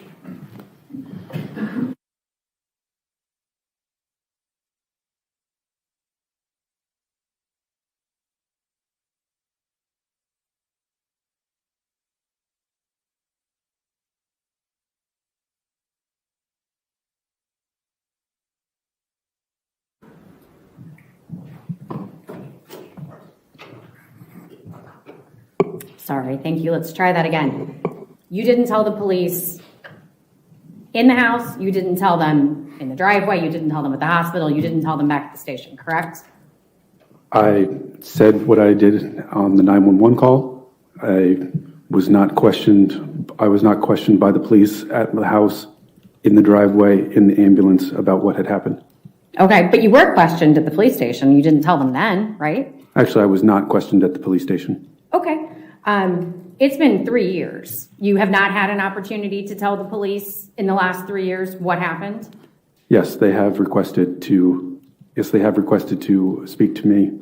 The police did request Detective Bryant, I believe, requested to speak to me at the hospital, not at the police station. And yes, they did request to speak to me through my attorney subsequently. Okay, and you were given the opportunity to tell a court what happened when you were brought in to testify at Juliana's preliminary hearing, correct? Yes. Okay, and at that point in time, you didn't tell anybody this story, right? I was advised that that defense of others is not relevant for preliminary hearings, and it was my intention that I was going to testify at Juliana's trial. Okay, but at the preliminary hearing, you didn't even admit to Christine being your wife, correct? That's what I was instructed to by my attorney. Okay, so now that you've heard all of the evidence, every possible hearing that could happen in this case has happened, now you are ready to tell us what happened. Is that accurate? I was ready to tell what happened at Juliana's testimony, at Juliana's trial when that was scheduled for November. And I've been waiting to do that for mine. I was expecting my trial to be earlier than this too. But at no point in time have you reached out to law enforcement to tell them? No, at no point have you had your counsel reach out to law enforcement to tell them this story. Actually, I did protecting have your wife. Excuse me, I'm not finished. You have not asked anyone to talk about how you saved your wife or tried to save your wife, have you? Actually, I did. I told counsel that I would participate in any of the civil investigations that was going to be involved with my agency, and that I would talk to them regarding this case as they required. Okay, did you do that? They did not take it up, was my understanding, because I believe the Fairfax police did not want them to. Okay, understood. Your affair with Juliana began in August of 2022, correct? Yes, Okay, you took trips together, correct? yes, You communicated with her on Discord, is that correct? yes. Tell us a little bit about Discord. Is that a messaging app that is secret, if you will? No, No? Okay, it's on your phone? yes. Okay, and the two of you elected to communicate that way. Why not with Facebook Messenger like you communicated with Christine, your wife? I think Discord is my favorite messenger app, and I use it a lot, both with my friends and the gaming groups that I was in. Christine did not use Discord. Okay. You indicated earlier in your testimony yesterday, I think, that this affair with Juliana was really a nothing, right? This was just an affair. You had had others. This was not a relationship, correct? I would say that it was a relationship, but it is an affair, but I wouldn't categorize it as serious. Not serious. Okay. Did you love her? There was points that I told her that I loved her. You told her that you loved her, but you didn't actually love her. I would say that I had feelings for her, but they weren't nearly as strong as feelings for my wife.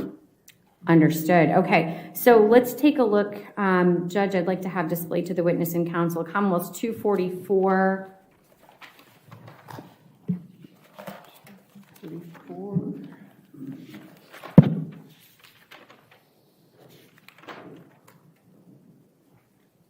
All right, so Mr. Banfield, these are your Discord messages with Juliana. Do you recognize the username APOCD2? Yes, that's my A little Discord. bigger so you can see. Has some more numbers after that, D21? Mm-hmm. All right, and that's you, right? Yes, that is my Discord. Okay, Name. and Juliana is identified as Juliana, is that correct? It appears to be. Okay. So if we look at line 30, which I'll highlight for you here, February 14th, Valentine's Day, 2023, Juliana tried to break up with you, right? Juliana broke up with me numerous times. Okay. On this occasion, she said, I told you I'm seeing other people. We spoke about this already. I won't be going, speaking of this trip to New York that you were going to take with Valerie, Yes. right? I'm sure you two will have lots of fun, something to that effect, right? Yes. Okay. This upset you, didn't it?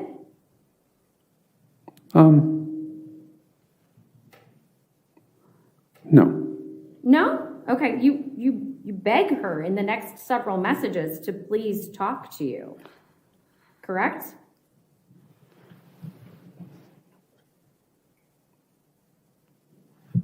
How are you? Do you want to talk? We can chat. We'll scroll up so you can see more. And those are a different day, that appears.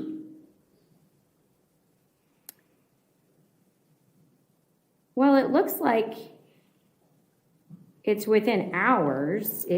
Yes, midnight happens and we've moved into another day, but you're still asking if you can talk to her, right? That appears to be what it says. Okay. Judge, I'd offer into evidence Commonwealth's 244, the Discord messages. Any objection? Okay. All right, 244 in evidence.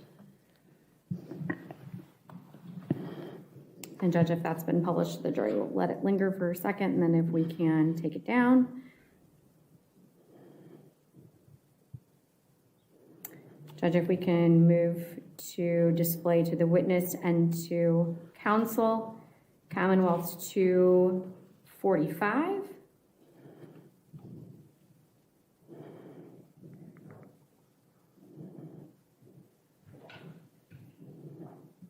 Mr. Banfield, I'm going to just scroll through it. Let me know if you recognize this letter. Yes.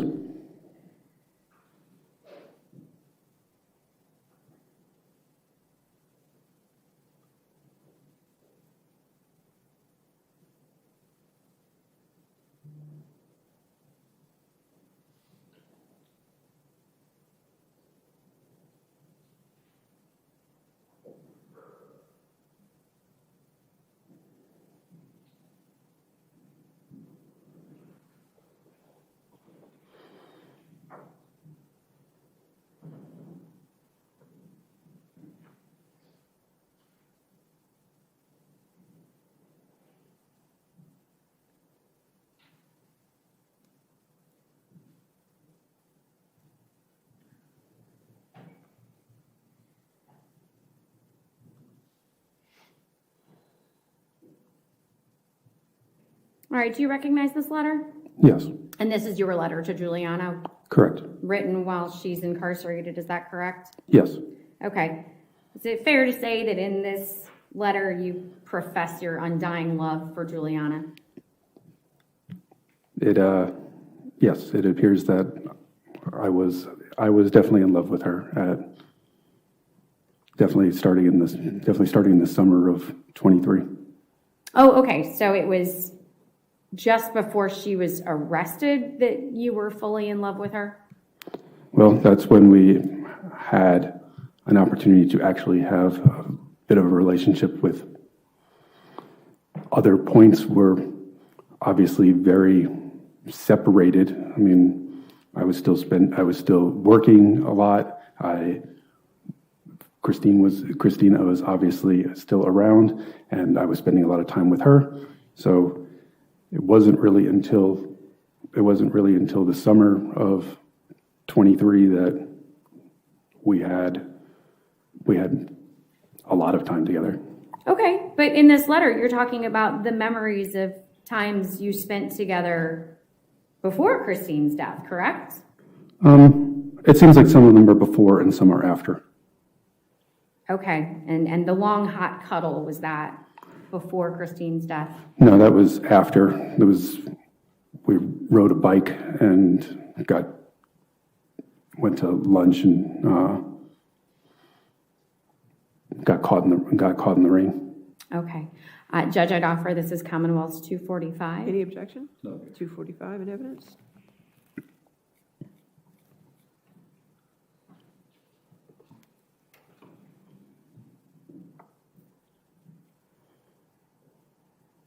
And again, you describe here in the very first paragraph-ish, you came here and we fell in love. But you're suggesting that that love didn't happen until after Christine was dead? As I said, that we did have feelings for each other prior, but I would not describe them as the level of feelings that I had for my wife of 19 years.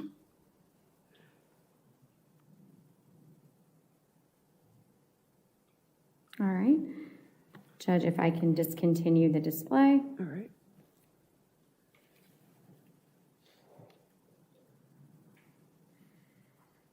And if I can have Commonwealth's 246 shared with counsel and the defendant.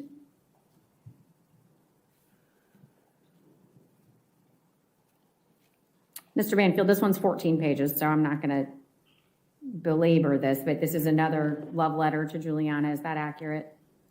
It looks that way.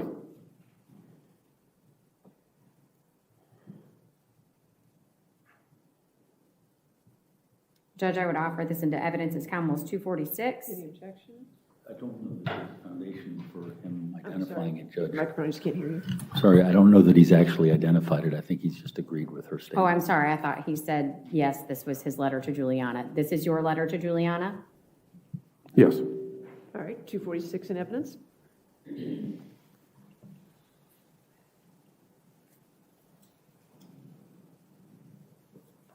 And here you said that she's your gym partner, helped you to be the strongest in your life. You've never had a consistent partner before.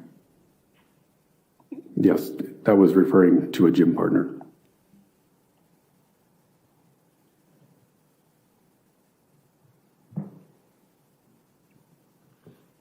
I am obsessed with your happiness. Yes. But again, all of this is after Christine I mean, had passed? if you look at that, it also is that I declared that she was a hero because, in my view, she saved my life that day. I think it's easier to fall in love with somebody that saved you.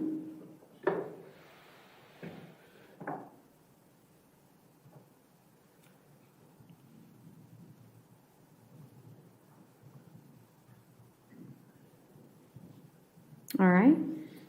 And I'm going to have you take a look, Judge, if we can pull this down. That's fine.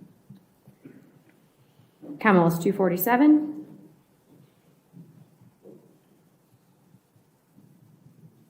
Do you recognize this item?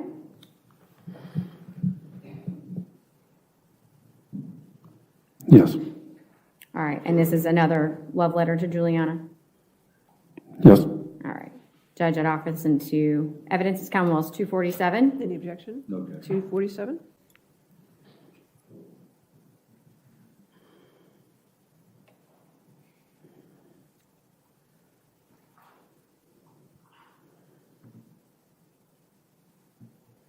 Okay, and if we can pull this down.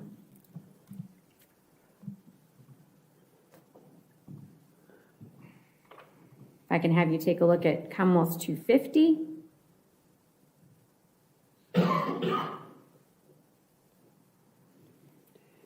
Do you recognize this letter?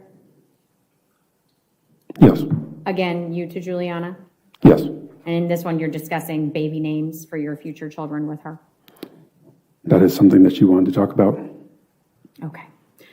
Judge, I would offer this into evidence as Commonwealth's 250. Any objection? No. 250 in evidence?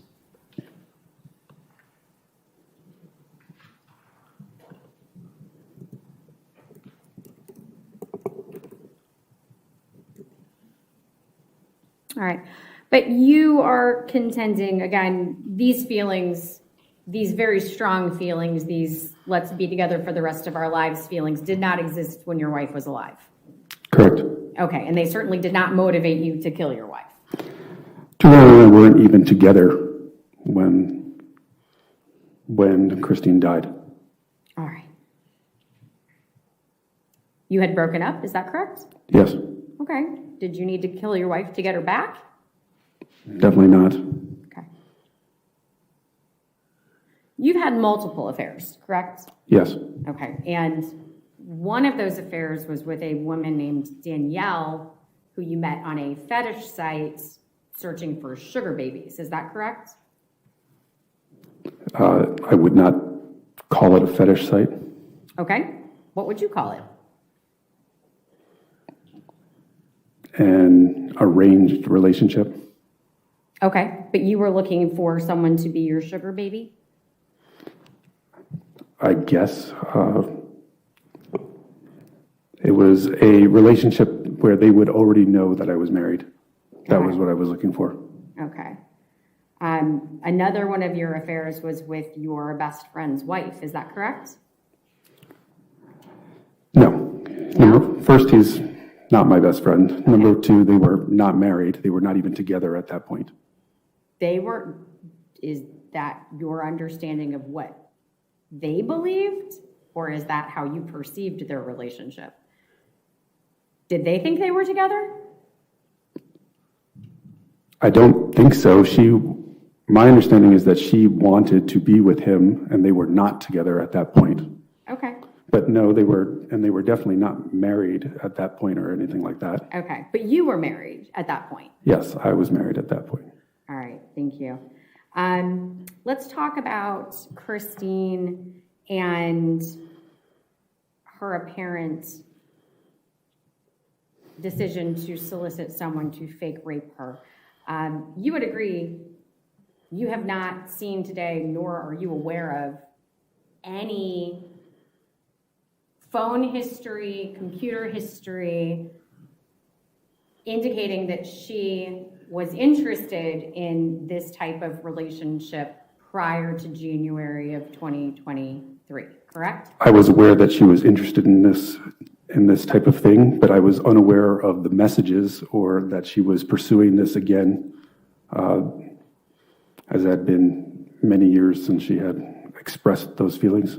Okay, but there is no internet history that you're aware of predating January 2023, correct?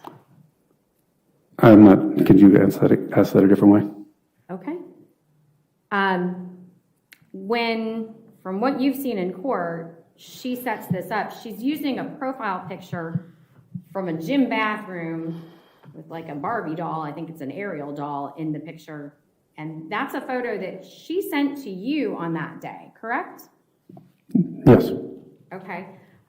Did she have any other pictures in her Facebook cache that she could have used that you're aware of? I don't know. Okay, you never looked at her Facebook? Yes, I look at her Facebook, but I don't use social media very much. Okay. You presented us with 20 plus pictures yesterday. Were any of those photos available to her? They all came from her Facebook page, correct? I don't know where they came from. I didn't arrange for them. Oh, okay. Those weren't your photos that you were sharing with us? Some of them appeared to be my photos, but I don't know. Some of them, I believe, were my mother's. Some of them, I think, were Christine's. A lot of times, Christine and I, if we were to share photos, we shared them on Messenger. Okay. All right.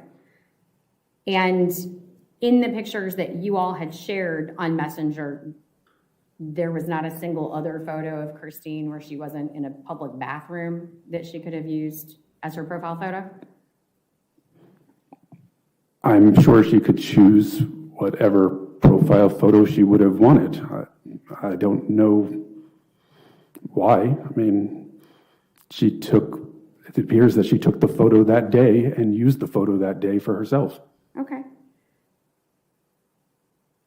When these solicitations occurred between Christine and the other users on FetLife, she was looking for someone that she expected to engage with her sight unseen, correct? There were not to be any meetings in public in advance of this hookup, correct? That is what the messages seem to appear. Okay. And she was only doing this when either you or Juliana were home, correct? It appeared to me that it happened when I was not home, based on what was presented today often. Right, but Juliana was home, correct? I don't necessarily know where Juliana was at those points. You just know that you weren't there, correct? Well, we went through lots of the evidence that showed that there was many times that I wasn't there. There was points that it showed that the messages were logged into from the CBRN email that Juliana states that she has no knowledge of, never logged into, doesn't know the password to. And so if Juliana is the home, whether she is or not, the only other person that is home is Christine that can. But most importantly, you are not home, correct? It appears that there was many messages that were sent while I was home and many messages that were sent while I wasn't home. I am asking, you were not home. There is both messages that from when I was home and when I was not home, it appears. Okay. So the person that she picked, again, was one who was willing to come to her home, not a hotel, without any sort of public meetup first, as seemed to be the ask from most of the other participants on FetLife. Accurate? I didn't read the other messages between the other people. Okay. And this person needed to be willing to bring a knife, correct? I don't know. Okay. I didn't see an ask for the knife. No problem. You were present for your daughter's birth. You remember that? Yes. Okay. And at that time, were you aware that Christine received medication to address her blood clotting disorder? My experience is that she did not, that they tested her in her prenatal experience and that she did not require a medication for it, but they were going to monitor her for it during the delivery. Okay, because you were aware she had a blood clotting disorder, correct? I am aware that she has a blood clotting disorder. Okay. When you set this whole thing up, I didn't set this whole thing up. I'm sorry, when Christine set this whole thing up, it was scheduled to occur minutes after her family was leaving the house at 7 a.m.-ish, correct? I don't know what time her family was leaving the house. Oh, you hadn't shared with her your plan to go to your meeting early the next morning? I didn't have a meeting the next, I'm sorry, can you ask the question again? Sure, the night before on the 23rd, Oh, on the right? 23rd, sorry. When she is setting this up, she's scheduling it to occur at 7:20-ish a.m., which was going to be minutes after everyone had left the house to go to the zoo, to go to the big meeting, right? That is what the messages seem to say. Okay, and are you telling us that your wife was not aware that you had this big meeting scheduled for the 24th? She was aware that I had the meeting scheduled. Okay, and was she aware that the nanny was taking your daughter to the zoo? It appears to me that she arranged for Juliana to take Valerie to the zoo. She got the parking tickets to take her to the zoo. She had planned it, I don't know, a week, 10 days prior. Right, and the zoo opens at 8 o'clock and everyone's leaving at 7, but she scheduled Joe Ryan to come over at 7:20. Is that correct? I don't know what time she scheduled exactly. Okay. And you indicated that you were not aware that she had taken February 24th off until just the day before, right? That is correct. Okay, but that's not accurate because her parents were scheduled to come while you were going to be out of town the night of the 24th. Isn't that correct? I believe they were coming in the evening, and then she would already be back from work. I see. So your expectation was that she was working that day, but their expectation and everyone else's expectation is that she would be home. I don't believe it was ever stated that she was going to be home, that they were aware that she was going to be home. My experience was that she was scheduled to work until that day. But her parents were coming for dinner. I don't know if they were coming for dinner. I think they were traveling through. I don't know why they were coming exactly. Okay, Because I think they were going to Florida or continuing on. okay. And it would be your contention that on the morning of this planned tryst, she took her phone and turned it off herself and put it in the kitchen drawer? I don't know. I did not see her turn off the phone. Okay, you didn't see her with her phone at all, did I you? saw her with her phone in the morning when I was getting ready. You did? Yes. Okay, and she was on her phone in the morning when you were getting ready? Yes, she had her phone in the morning, And you said that was 6:30. roughly. I mean, Okay. I was in and out getting ready in that morning, so it's hard to say an exact time. So then would it surprise you if the digital forensics, Mr. Lidsky's work would show that she was not on her phone at 6:30 or really any time before or after that within I a, saw her with her phone. It was on the bed. She had the laptop also on the bed. got it. Okay, so she was just with the phone, not using the phone. Yes. I see. Let's talk about what happened in the room that morning. You leave the house, you go to McDonald's, and you're in the bathroom there for 7 minutes. Is that correct? I believe that's what the time showed. Okay, and you don't leave the bathroom until Juliana calls you at 7:37. Is that correct? I believe that's the time. I don't have the time in front of me. Okay, but as you're leaving the bathroom, you don't call 911. I did not. Okay, and you don't tell Juliana to call 911. No, I did not. You don't run out of McDonald's. We've seen you on the video. You walk to your car. I thought it looked like I was walking faster than normal. Okay, but you're not concerned. You said at this point in time, you didn't have any reason to worry. You thought maybe she was just having an affair, another one, correct? That was my original thought. Okay, so out of curiosity, if she's having another affair, why are you going back to the house at all? Why didn't you tell Juliana just to go to the zoo with Valerie? Don't worry about it. It's just another affair.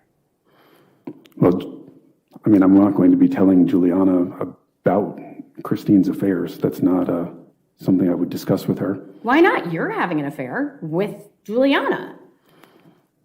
We discussed basically nothing about Christine together. She didn't want to know anything about Christine. Okay, so you're leaving the McDonald's, you're heading back home to catch your wife in the affair then? I was very unsure of what was going on at that point. It went through my mind that it was possibly going to be an affair, but I did not know what it was. Okay, so when you arrive at the house, you're saying that Juliana brings Valerie in after you to the basement, is that correct? Yes, and she also said that she followed me later. She didn't say that I told her. Okay, and at that point in time, again, you're still thinking you're just busting your wife having sex with some guy. I did not know, once again, exactly what was going on. That was a consideration, that it was possible that she was having an affair, but I did not know what was happening at that time. Okay, but be it catching her in an affair or this question mark something else that you haven't defined, why wouldn't you tell the babysitter to take your daughter back outside? I believed that she was safe in the basement. I thought they were okay there. I did not perceive that they were in danger at that time. I told them to stay at the car. I don't know why she chose to come to the house. Okay, but you're law enforcement, and this is your house. You're not going to tell them what to do to ensure that they are safe when you have this doubt about what's going on? I understand that. And it may have been a mistake that I didn't send them back out, and it's something that I've thought about many times. Okay. You indicated that you haven't drawn your gun until you're on the stairs up to the bedroom and can hear what you think are sex noises coming from the bedroom. Is that correct? No, I stated that when I was on the main floor, I believed that the noises were sex, moaning, things like that. But later on, when I was climbing the stairs, I had already changed my thought, and I thought that what I believe are strikes sounded too sharp, too. Right, your mind moaning. changed. It wasn't sex anymore now, it sounded bad. Yes. Okay. At that point in time, there's a lock on the outside of your basement door, correct? Yes. Okay. You didn't lock the basement door, did you? I'm not sure I've ever locked that. Well, the lock is there, isn't it? It was there when it came with the house. I don't believe I've ever used that lock at any point. Okay, but it would have presumably kept your babysitter and your child from leaving the basement and following you, as we know Juliana did, up to the room where bad things were now happening, right? I guess that's possible, but I never thought of that lock. It's not something that's in my general thought pattern, as it's not something we ever use. Okay, so you followed your training and pulled your weapon and walked up the stairs with the gun out. Is that accurate? Yes. Okay. And when you turned and saw Juliana had followed you, at that point in time, you're worried that bad things are happening, correct? Yes, I am. Did you tell her to call 911 at that point? No, I was moving quickly towards the door. Did you tell her to go back downstairs and get your daughter out of the house at that point? I wasn't worried about Juliana at that point. I was worried about Christine. Okay, and you weren't worried about your daughter at that point either then, right? I don't think Valerie was on the top of my mind when I believed that Christine is being injured, and that was at the forefront of my mind. So you get up to the room with your gun drawn and you see what's happening. You see Joe Ryan behind your naked wife with something metal in his hand. Is that accurate? Yes. Okay. And at that point in time, you yelled police, correct? Yes. Okay. You didn't shoot. No. You did not yell for Juliana, who's behind you, to call 911. I didn't know that Juliana was behind me or had climbed the stairs at that point. I had only seen her on the main floor leave at the door. I did not see her climb the stairs at that point. Okay, but you told us that the foyer is this big echoey chamber that you can hear from anywhere in the house. If she's in the foyer and you're standing at the door, whether or not she's immediately behind you, if you yelled, call 911, she would hear you, wouldn't she, in this echoey foyer? Yes, she would hear that. Okay, but you didn't do that, did you? I was focused on the tense situation that was in front of me. Okay. Your Honor, I'm going to ask for just a moment while I log back in.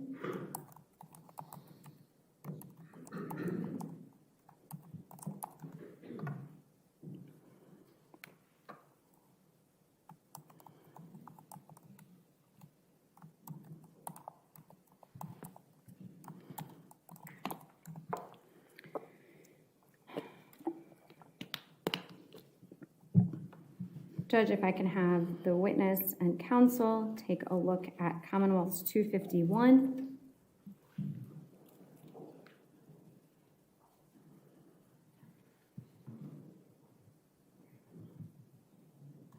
Mr. Banfield, is this the person that you saw when you entered the bedroom?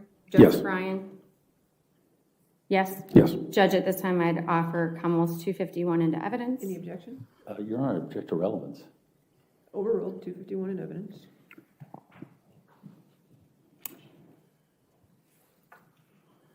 So this man, Joseph Ryan, planned to kill your wife, having left this completely discoverable trail on the internet. Is that correct? I have no idea what his plans were. Okay. So you think maybe he came for another reason and then at some point his mind changed? I don't know. Okay. Did he say anything to you that would lead you to believe that he stabbed your wife on the spur of the moment? I mean, it appeared to be somewhat related to me telling him that I was going to arrest him. But besides that, I'm unsure. Okay, well then let's nail this down. I thought you had said that when you entered the room, the knife is in his hand, the other hand's maybe on her neck, somewhere in her hair, and she's already bleeding, correct? I believe that there was already blood in her hair. Okay, so in your version of this, he had already stabbed her when you walked in the room. I believe so. Okay, and you then saw him stab her. I guess I'm not sure. It could have been at that same time that he already has the knife to her neck. So I don't know if that he stabbed her before or that it was at that point that the knife is already to her neck that the blood goes to her hair. Okay, well, I'm sorry. Let's go back then and talk about your testimony. You described that when you came in, Christine was moaning/yelled. You thought she was being stabbed. She went to her left, and it seemed he, Joseph Ryan, was putting forward movement. That's what you testified to, right? So that would be the first stab that you saw. The knife is inside of her hair, which would be at the location of her neck. I can't tell. Christine was yelling and obviously in pain. So I might think that she was already had the knife pressed to her at that point. So we know from the medical examiner, and you know because you got to hear it, that she was stabbed 7 times and then had an 8th cutting wound, correct? I don't know the exact number off the top of my head, but yes, that sounds familiar. Okay, and you've described for us that she's already bleeding and that you see a forward movement, but you can't really tell what happened, right? And then you told us a bit ago that there's an exchange between you and Joe Ryan. You tell him to let her go at least one more time after this exchange, and it appears that he forcefully stabs Christine. She spins away toward you and lands on her stomach on the ground. So there's one clear stab. It's not towards me, it's away from me. Okay. But that is one moment when you see Joe Ryan stab Christine, correct? Yes, and then downward after she went to the floor. So Okay, so you believe that's another stab? I'm only positive of the 2. Okay, so you've got 2. So there's 5 more. When did he stab her those other 5 times? The knife is inside of her hair. I can't tell the movement. I can't tell how that is looking at that time. And I don't know exactly what happened before I arrived either. Okay, well, she had to get 5 more wounds at some point. And you're telling us that when you get into the room, she's capable of speech, correct? Yes. Okay, she says a lot of stuff. She says that he's got a knife, right? Brendan, he's got a knife. Yes. She says that. And she says at one point that she wants you to put more pressure on her neck, correct? Yeah, she told me to put my hand there, and then she put more pressure Right. on my hand. And then at one point, she tells you she can't see, correct? Yeah. Okay. And all of this talking is happening with what at that point in time has to be all 7 of the wounds in her neck, correct? Yes. Okay. Judge, if I can pull down the current display.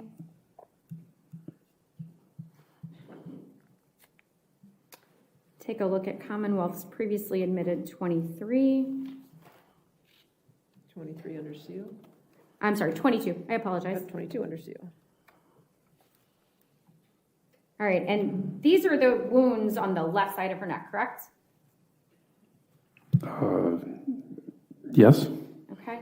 And if I can have the witness and the jury take a look at previously admitted Commonwealth's 25, also under seal.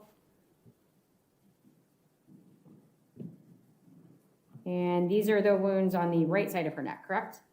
Yes. Okay, and she's chatting with you with these wounds in her neck, correct? Yes, her voice is very hoarse. She was having difficulty speaking, but yes, she was talking to me. Okay.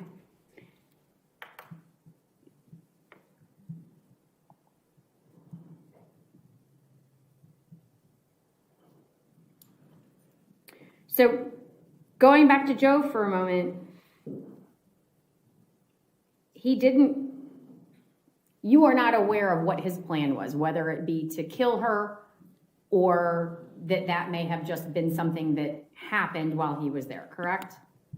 I know nothing about Joe Ryan prior to these interactions in the bedroom.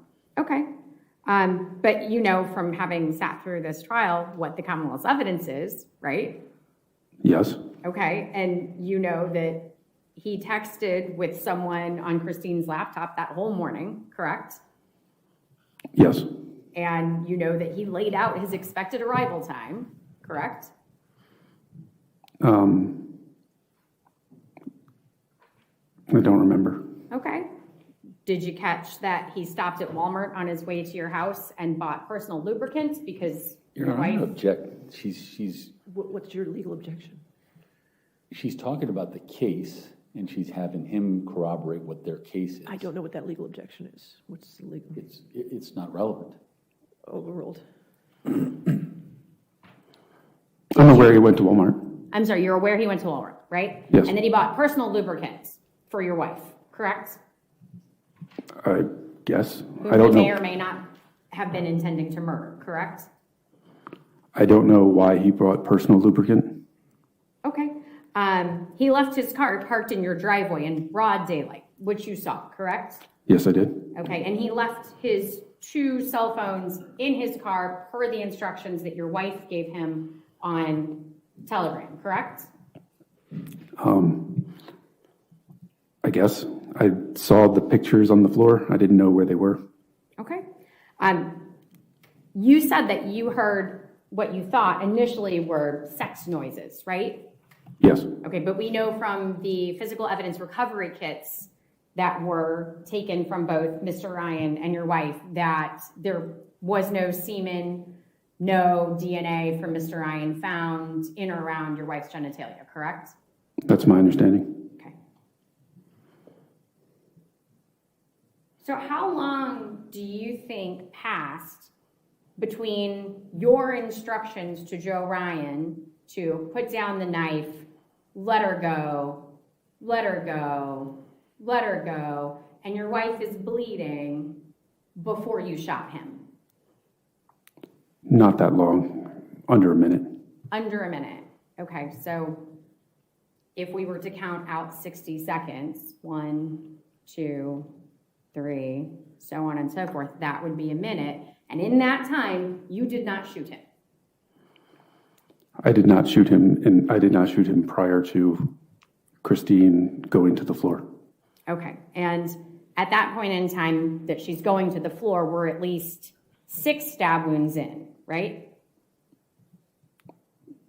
To the best of my knowledge, it's hard to see. Also, I'm aiming down my sight at Joe, and so I'm not focused exactly on Christine. You have a narrowed view when you're aiming down a firearm. And you just couldn't pull the trigger, could you? I was afraid. Okay. And you are a trained law enforcement officer, correct? I am, but I have my shooting record is on the lower end for the qualifications, and there is not a lot, and there's very little space there. And I was afraid of hitting her. Okay. Mr. Ryan did not have a gun, correct? Not that I'm aware of. You also had handcuffs, correct? Yes. You didn't use those to apprehend Mr. Ryan, correct? Looking back on it, I should have handcuffed him after my shot. Would be something that I should have done looking back at it. Okay. Well, let's talk about your weapons training. You said that you go to the range monthly to keep up on your skills. Is that correct? Yeah, I would say I go roughly every month, every other month when I can. Okay, so would it then surprise you that when you took Juliana in October of 2022 that you hadn't been since one time in April and one time in May of that year, and prior to that, not since 2020? I was going to Blackfish Armory as my primary place. We had the Treasury Department had a contract with them, and I didn't have to pay for them, but the contract ended. And so then I went back to Silver Eagle Group. When did the contract end? I'm not sure, but Blackfish Armory actually went out of business. They were in Chantilly, so that was pretty close to me. So that's where I was primarily going prior to Silver Eagle Group. Okay, but you were going to Silver Eagle Group in 2020, and then you went to Silver Eagle Group in April and May of 2022, and then in October and December when you took Juliana. So at what point in time did you transition to Silver Eagle Group? I mean, I guess I came to Virginia in 2019, so I guess probably in 2019, 2020, 2021, it sounds like I was probably going to Blackfish Armory instead of Silver Eagle Group. Well, but I don't without know. speculating, what do you remember doing? That's not something that I remember the transition of exactly between the two. Okay. Why did you teach Juliana to shoot? It was something that we could do together. It was, in terms of many activities, it was something that was going to be out of the house, and generally when I could or she could, we would do activities together. It was something I was already going to do, and she wanted to come with me. Okay. And you gave her the code to your safe in your bedroom, correct? She realized that it was the same code as the door when I was putting away my gear during the day. So your gun safe code is the same as the door code to your house that your child and wife and babysitter have access to? They had their own codes, but my code was the same between my door and my safe in my car. It was the same for all of them. Oh, okay. So Juliana didn't have the door code because that's how she got in and out of the house. She had her own door code to get in and out of the house. Okay, so you gave her the code to your safe. Those are different. I have my own code to the door, and she has her own code to the door, and my mother has her own code to the door, and Christine has her own code to the door. She just, being next to me, going in and out of the house, knew my code. So when you observed your babysitter picking up your code, because she was able to see, you didn't think that was a good time to change the code? It wasn't a concern of mine at that point. I didn't think about it. Also, I don't think I've ever changed the code after the initial setup. It wasn't something that was on my mind. Okay. Is that part of your law enforcement training, that it's okay for people to have the code to your gun safe? I am aware that others in my department had family members that were aware that they knew the code, that they knew their codes. Okay. Is this a breaking time for lunch, or you let me know? Okay. I only have a little bit left, Judge. If I can have 10 more minutes. That's fine. I won't make Let's do it. everybody starve, but Okay. just a little bit. Thank you. That's fine. Do you have any life-saving training as a result of your law enforcement background? A little bit. A little bit, okay. And your life-saving training tells you that Juliana should be the one to call 911 while you are attending to Christine, is that correct? Yes. Okay, but when Juliana hadn't called 911, you didn't think that was the time at which maybe you should do it? I didn't realize that she didn't call 911 immediately because I was focused on Christine. So Okay. I wasn't looking at Juliana after I told her to call 911. I was looking at Christine. Okay, so you're also then not aware that Juliana hung up on 911 15 minutes prior to the call where you spoke to them? My awareness was that she made that original call in the upstairs room. She made the original call in the upstairs room, and where were you? No, my understanding is that she actually made the call originally while she was in the basement. Oh, As not per the her. upstairs, okay. Okay, so you weren't there then, is your contention? I never heard her make the original call. I never saw her make the original call. And you certainly didn't tell her to hang up the phone? No, I knew nothing about the original call until far later. Okay, so while you are tending to your wife and exchanging hand placement with her over the wounds that we saw, you did not at that point in time use the towel, the blanket, the sheet, or the other blanket to staunch the flow of blood from her neck? It wasn't until I was instructed to by 911 to do that. Pressure is a different form of treatment that we were taught, and that is also what Christine was doing. I believe that was the best course of action at the time. To put pressure on the wound that was so large that your finger went inside of it, is that correct? Yes. Okay. And when first responders arrived, you agree you're on video holding her neck with your bare hand, correct? I think so. So where had the towel, the blanket, the sheet gone at that point, I think after that- you were instructed by 911? I think the towel was right next to me, but It was under your knees, wasn't it? I don't know. Okay, I thought it was right next to me. thank you. Nothing further, Judge. All right. Let's go ahead and, I assume it's going to take a little time for redirect, or? Yes. Okay, let's go ahead and take our hour lunch then. Don't discuss the case and don't do any outside research. See you back here about 2:15.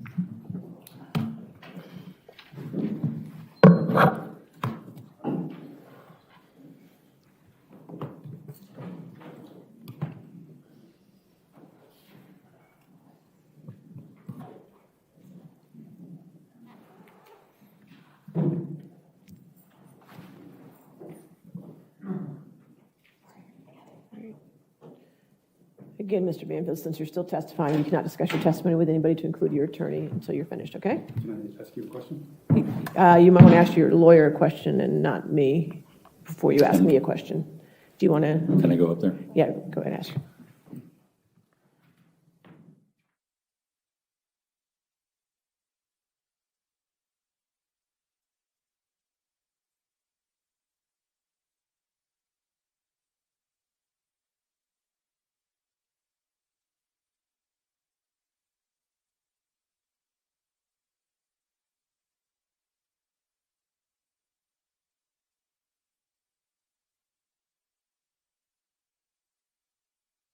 What's the question? I think it's probably not an appropriate question, Judge, so we're just going to leave it as is. Okay, not an appropriate question, so you can't talk to your attorney, okay? All right, thank you. All right, we'll come back at 2:15 then, okay? All rise. Can I put this in?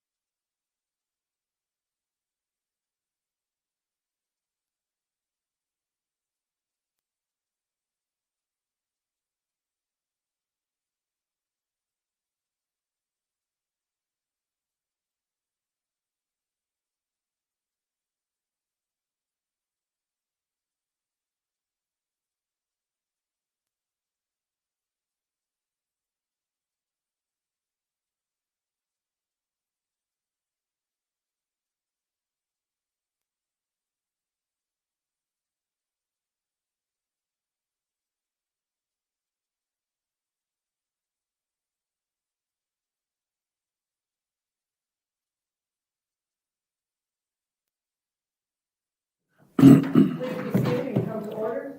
Sir, you can take the stand, please.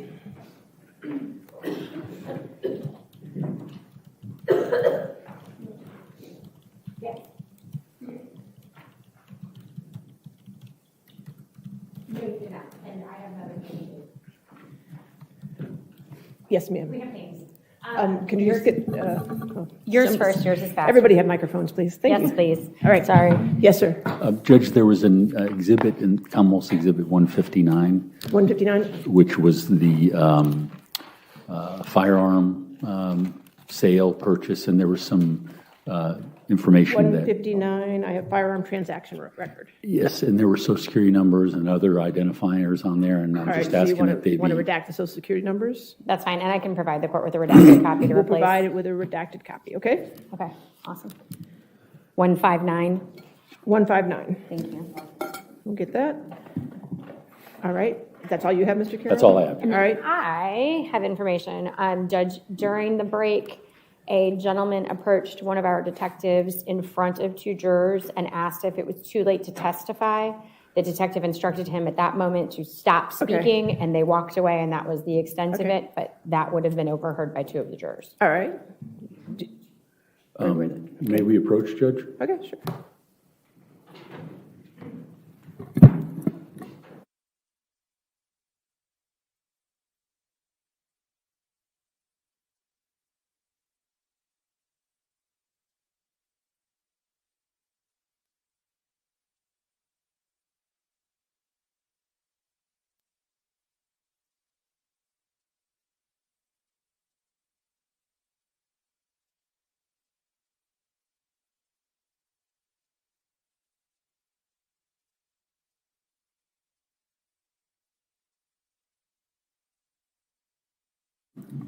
All right, are we ready for the jury then?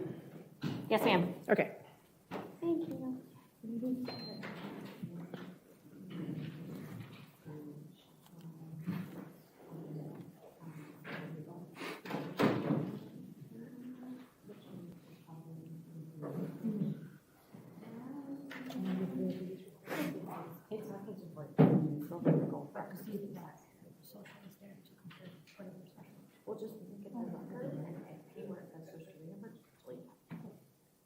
And then we're going to resubmit to Shannon. Thank you.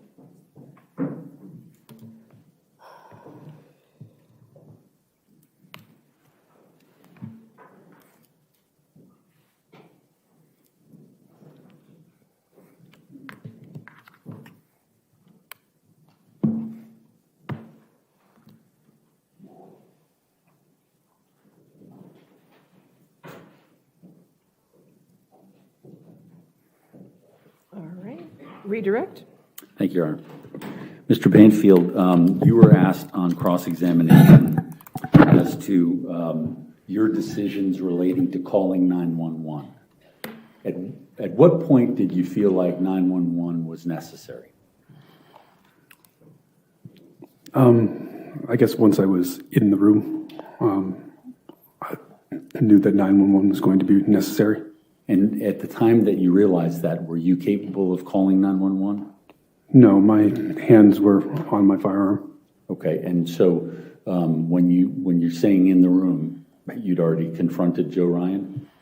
Yes, yes. Okay. And was there any other time that you were in a position to be able to call 911?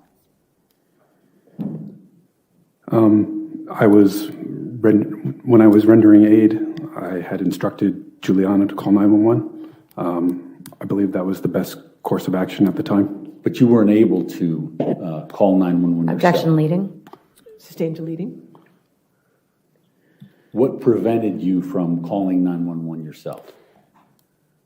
I was rendering aid to Christine.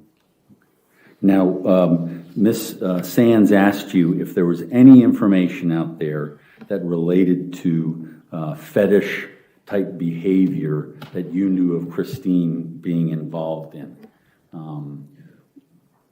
And can you elaborate on your answer?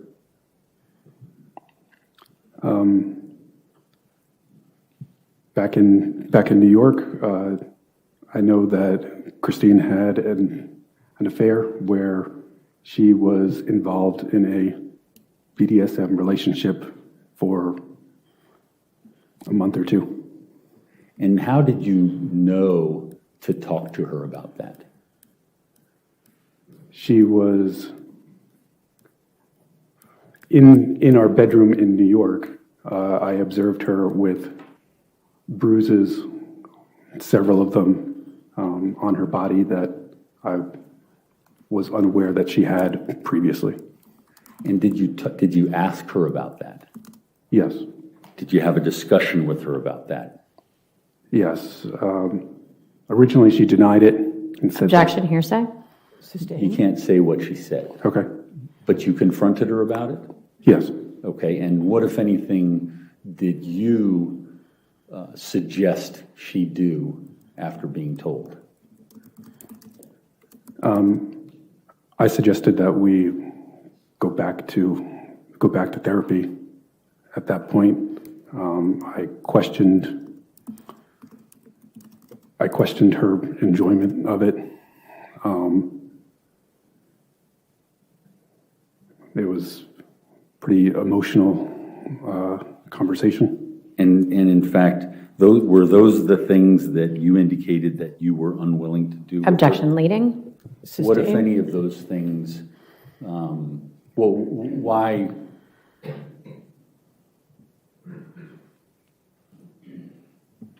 Were you aware of the things that were related to this New York incident?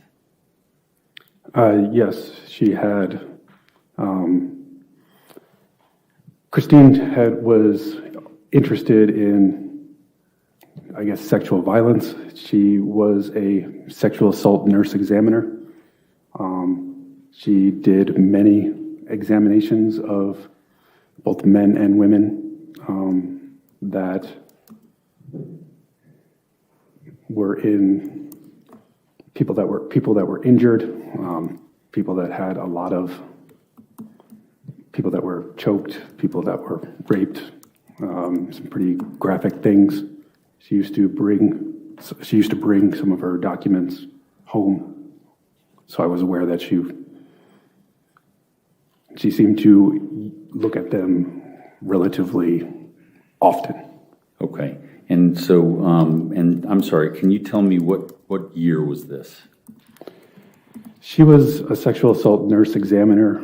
This is an estimate, I guess, from like 2012 to 2017, 2018. And the incident that you're talking about with regard to her experience, when was that? I would estimate to 2014. And is it your testimony that that's when treatment took Objection, place? leading? Sustained. When did treatment take place in relation to that date? I believe that we went to counseling in 2013 and again in 2014. And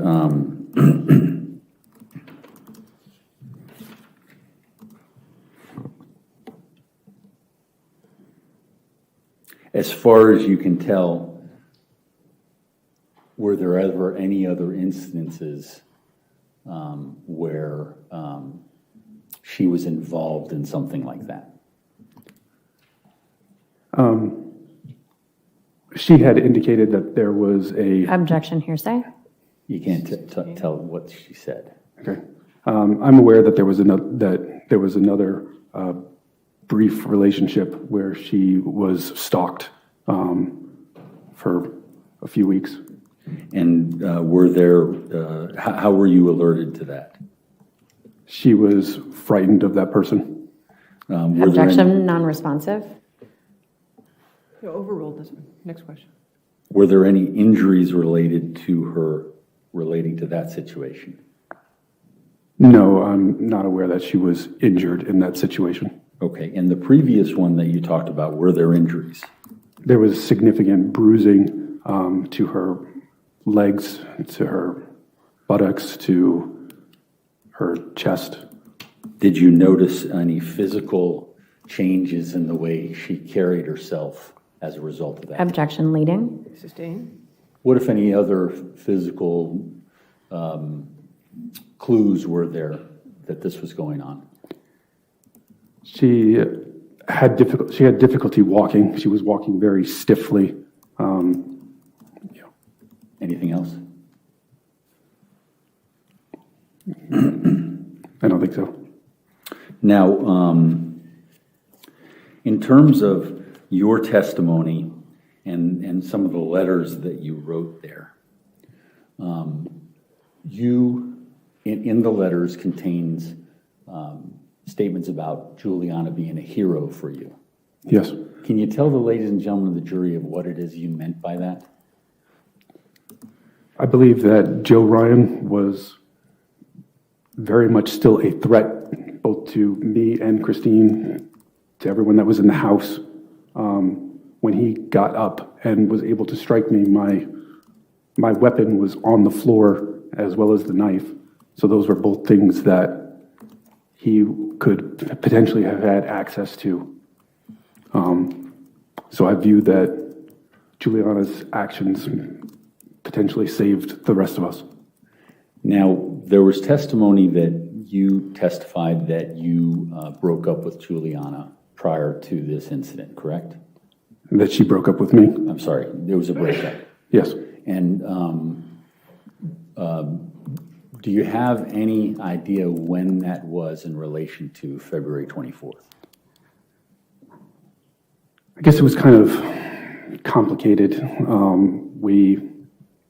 She was very upset with me when Christine and I went on a vacation. We went on a cruise in November. I would say that started a lot of Juliana's anxiety and anger with me.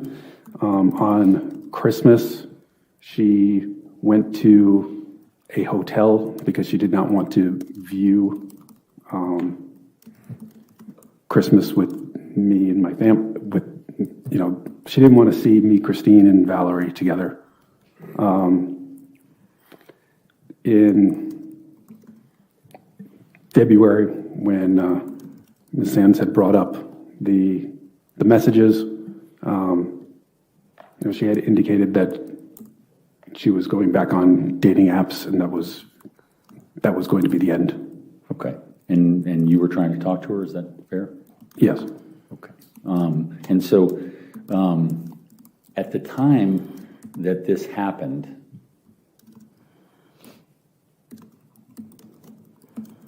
what was the status of the affair?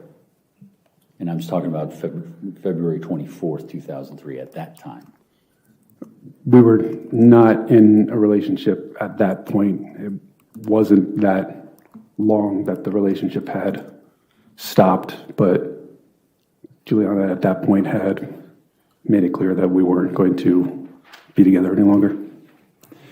And so what, if anything, did you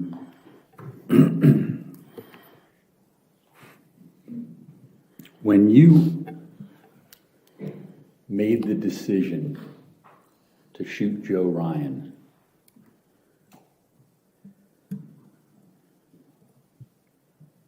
did you feel like Christine? Objection leading. Sustained? What did you think when you made the decision to shoot Joe Ryan?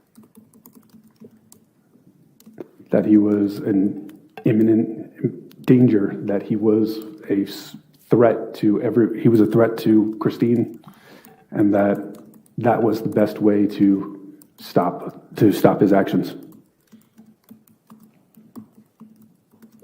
I don't have any further questions, Your Honor. All right. If you can have a seat next to your attorney.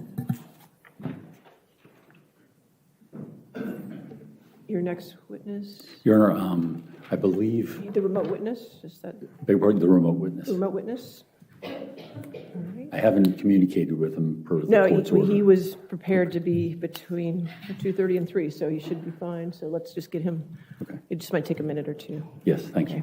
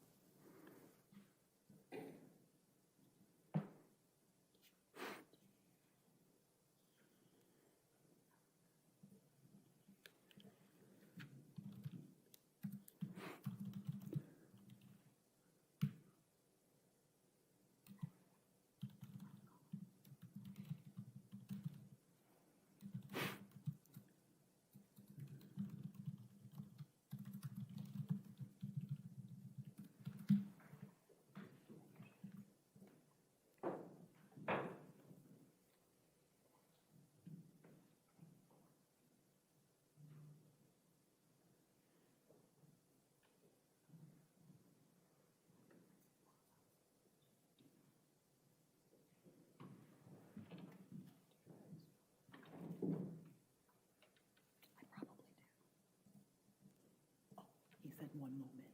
He said 1 moment.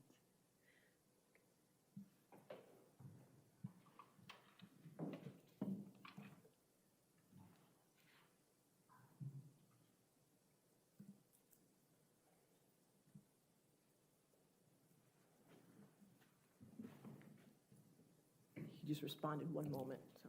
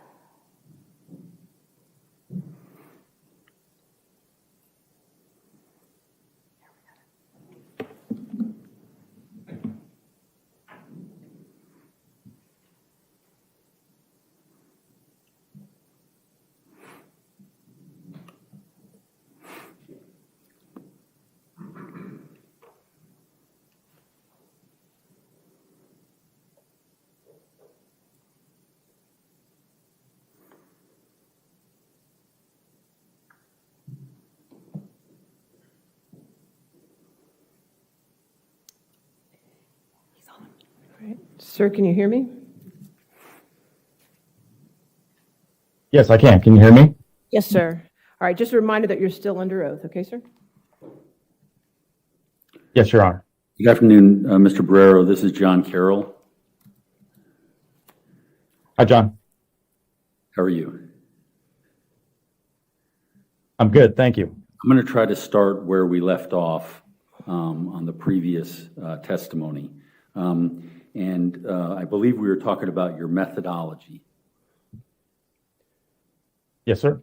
Now, you reference in your methodology critical listening, waveform, and spectrographic analysis. Yes, sir. Can you please explain to the ladies and gentlemen of the jury what that is? Yes. So critical listening is just a detailed, repeated auditory review of the evidence. It's using high quality professional headphones on a forensic workstation and just reviewing the evidence in as detailed a way as possible with the ears. And that normally goes hand in hand with the waveform and spectrographic analysis, which is the visual representation on the screen of the audio that we are hearing through the ears. And the waveform is the squiggly line that everybody's familiar with. The spectrogram includes the frequency or the pitch, the individual frequencies that are present in the file, instead of just the amplitude of the sound wave in the waveform. You get the amplitude, you get the frequency or pitch also contained within the spectrogram. And what does a spectrogram show us that our ears might miss?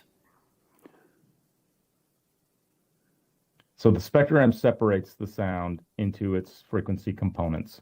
And so we'll see the individual frequencies that make up the sound.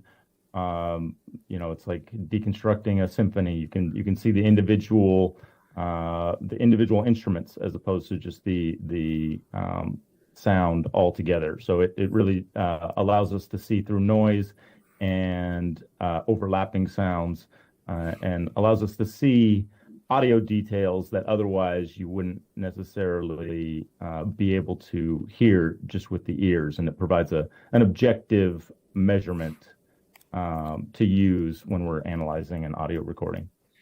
And sir, in your analysis, you discuss fundamental frequency and formants. What are those? The fundamental frequency is the lowest frequency of a sound. Typically, if we're talking about a vocal sound or a musical sound, the fundamental frequency is what we would consider the pitch of that sound. It's symbolized as F0. It's the lowest formant on the spectrogram, and the formants that accompany that they're the overtones, they're the resonant frequencies above the fundamental frequency that really gives the whatever the sound is, gives the voice or the instrument the unique sound, because those formants are created. They are a reflection of the unique shape and physical characteristics of the vocal tract or the instrument itself that created the sound. So the reason you can hear the difference between a piano playing middle C or a saxophone playing middle C, they're both playing the exact same pitch, right? Middle C is a defined pitch, but it's the overtones, or in this case, we're talking about the formants that actually give that sound its unique characteristics that allow you to distinguish the difference between a saxophone and a piano, for example. And sir, you've received 2 audio files as part of your analysis, correct? I did. Okay, so there are 2 items in evidence. One is Commonwealth's Exhibit number 1, which was the known 911 call. And we also have Defense Exhibit number 378, otherwise titled Lily 3, original. Have you reviewed both of Yes, those? Now, let's just look at the 911 call first. What, if anything, do you do regarding isolating a specific sound?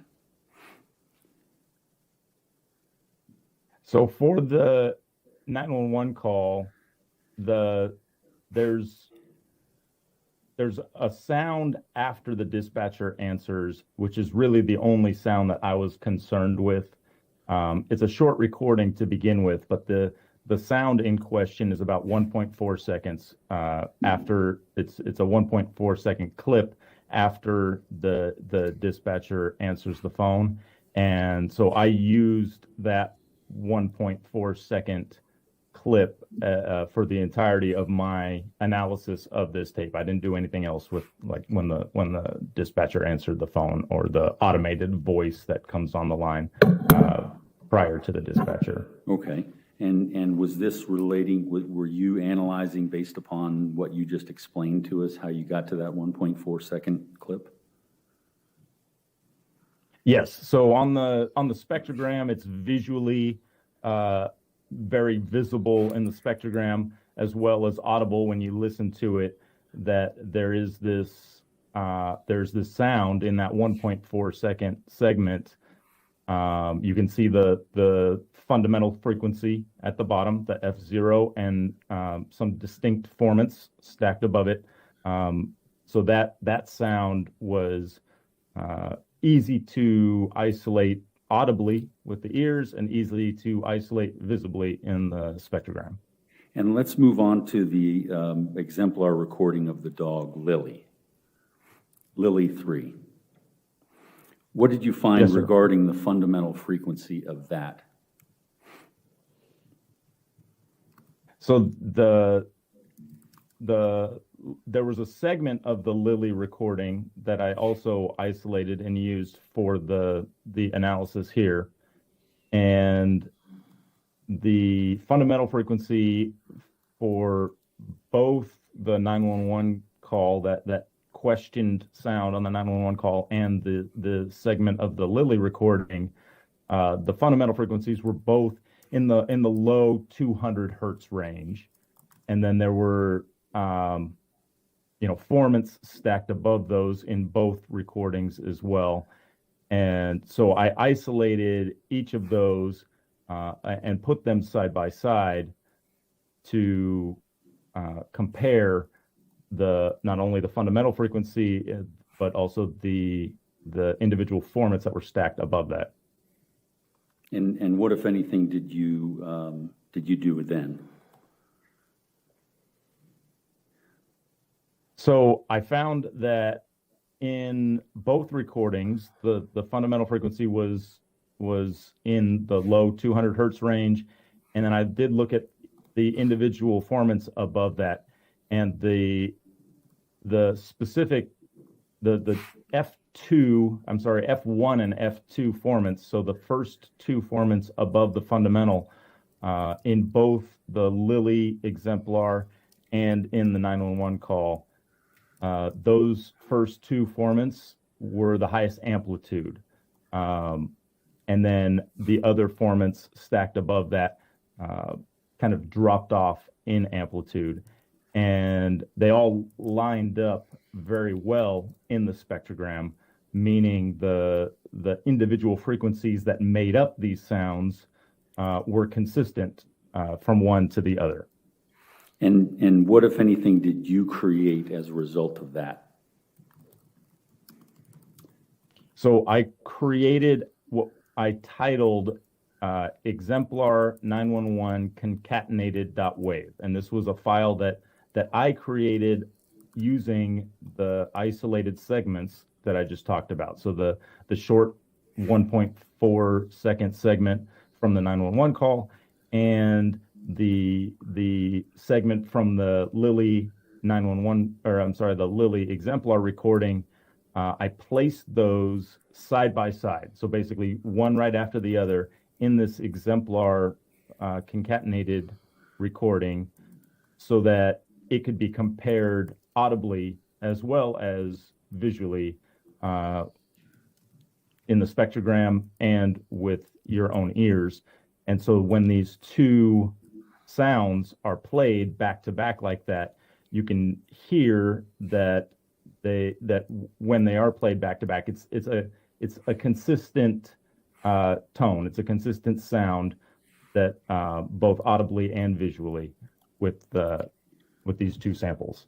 And these, this concatenated wave exemplar of the 911 and the Lilly calls is something that you created based upon Commonwealth Exhibit 1, which has moved into evidence, and Commonwealth and Defense Exhibit 378 that's been moved into evidence? Yes, sir. You're going to move in the concatenated wave as Exhibit 379. Any objection? No, ma'am. 379 in evidence? Your Honor, may I have permission to play? Sure, do you need assistance? Because I'm going to try to play. I always need assistance. well, your laptop's not connected anymore to the, Oh, I have IT okay. Thank you. in the I'm courtroom fine, because, I'm fine stepping away. well, yes. Your reputation precedes you, Mr. Carroll. As a technology person or not? We're trying to play. No comment. So this one right here, exemplar 911. Okay, and are you attached to the system? I think I am. Okay.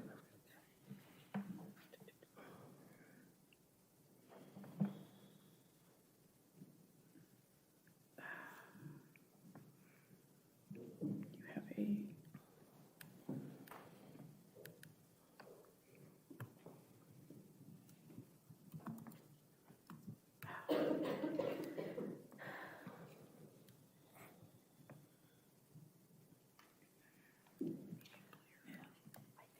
Am I good to go? Okay.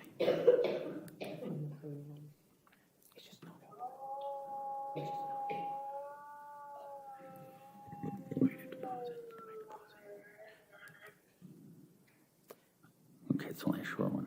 Just have to move the microphone down to the laptop. There you go. Okay.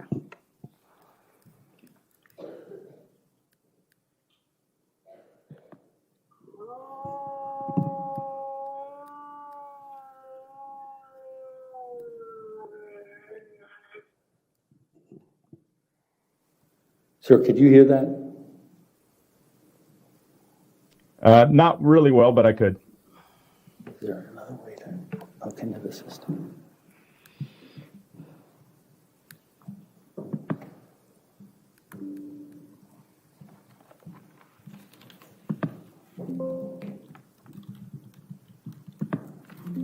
Let's try turning it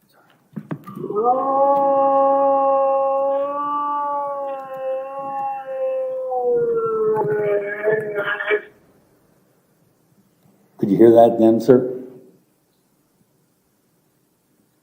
Yes, I can hear it. It's not great quality, but yes, I can hear it.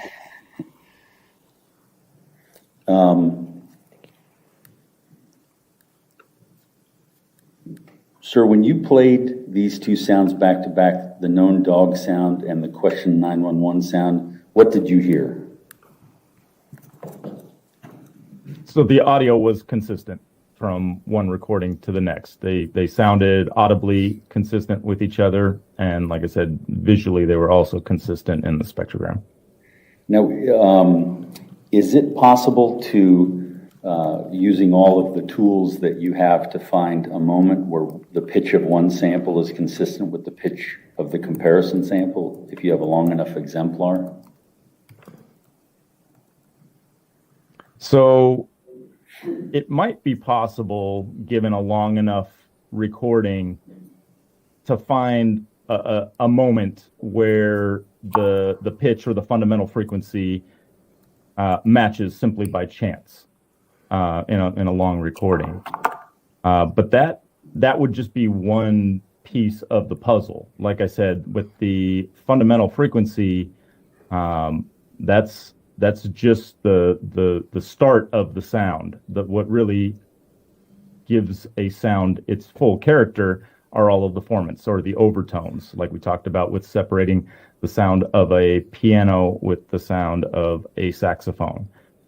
Those two instruments, if you have a long enough recording, their pitch is going to overlap a lot, right? They could be playing the same note at the same time, but they will never sound the same because of those overtones, because of, in this case, the formants make up the sound. So we're not just simply talking about the single pitch of the fundamental frequency happens to line up at one moment in the recording. We're talking about much more than just a single moment where the pitch matches, but all of the characteristics of the sound are also consistent. So the unique sound of this groan, we'll call it, that comes from those formants, not just the pitch. So yes, while it is technically possible that you could find a moment in any sufficiently long enough recording with sufficiently variable pitches where two pitches might match, that's really not what was done here. This is looking at the entirety of those two samples for the comparison, not just the pitches happen to cross each other at a moment. Now, based on your forensic analysis, have you reached a conclusion regarding the unidentified groaning sound on the 911 call and the known recordings of the dog Lily? Yes. So I can say to a high degree of forensic certainty that the apparent groaning sound on the 911 call is consistent with the dog groaning sounds found in that exemplar recording. And would your conclusion be any different if you were retained by the prosecution? No, my conclusion would be exactly the same, because my analysis is based strictly on the objective data, the spectrograms and the audio characteristics, not on which party is actually requesting the analysis. I tell everybody that hires me, I'm not an advocate for either side. I'm an advocate for the evidence. So my testimony would be, my conclusion would be exactly the same, no matter which side retained me. Thank you, sir. Those are all the questions I have. The Commonwealth may have some questions. All right, cross-examination. Yes, sir.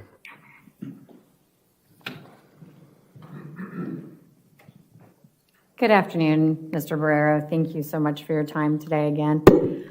Just a couple of questions for you. Good afternoon. Isn't it entirely possible that the sound that we hear in the background of the 911 recording could also have been a human making that noise? It's possible, yes. Okay.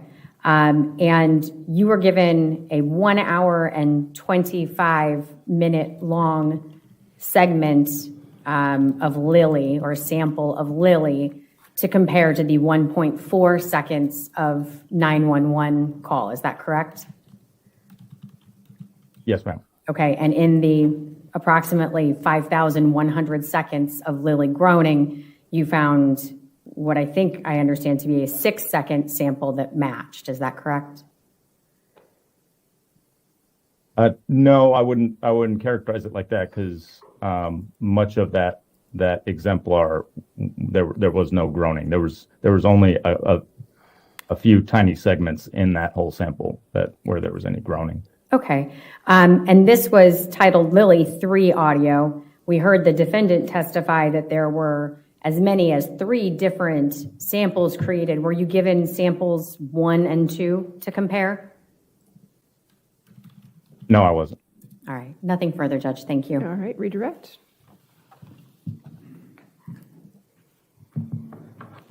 Mr. Barrero, just to be clear, the item Lily 3 was nearly an hour long, correct? I don't remember the exact time, but yes, it was a much longer recording than the 911 call. And it was recorded, or it was left recording in order to get Objection, sound. leading. Sustained. Is it fair to say that there were numerous sounds on there, but not a continuous? Objection, leading. Sustained. What did you find with regard to the Lily 3 recording? There was a lot of relative silence, so no real sounds at all, just kind of background noise. There was some barking and whining and other sort of dog sounds, and like I said, just a few groaning sounds in the entire recording. And when you choose your exemplar for purposes of your forensic analysis, you have specific goals in terms of making it a good comparison, correct? Yes. So clearly, it wouldn't be beneficial to take the time to compare a barking sound with a groaning sound, right? Because those are immediately, obviously, not consistent with each other. So I specifically was looking for a groaning sound because that's what is audible on the 911 tape. And no one directed you to the sounds? Objection, leading. Did anybody direct you to the sounds that you ultimately chose in order to use as a comparison? No, sir. I was given the entire file, and I chose the segment that I used for the comparison. Okay. Thank you, sir. All right. Thank you, sir, for your time. Thank you. Thank you, ma'am. All right, your next witness? Your Honor, the defense rests. Defense rests. All right. Why don't we go ahead and take our break? Let's go ahead and take our 15-minute break before we do rebuttal evidence, okay? It's a little early, but that's okay. We'll come back at 3:15, okay? Just don't discuss anything and don't do any outside research, okay? But I can be so fast.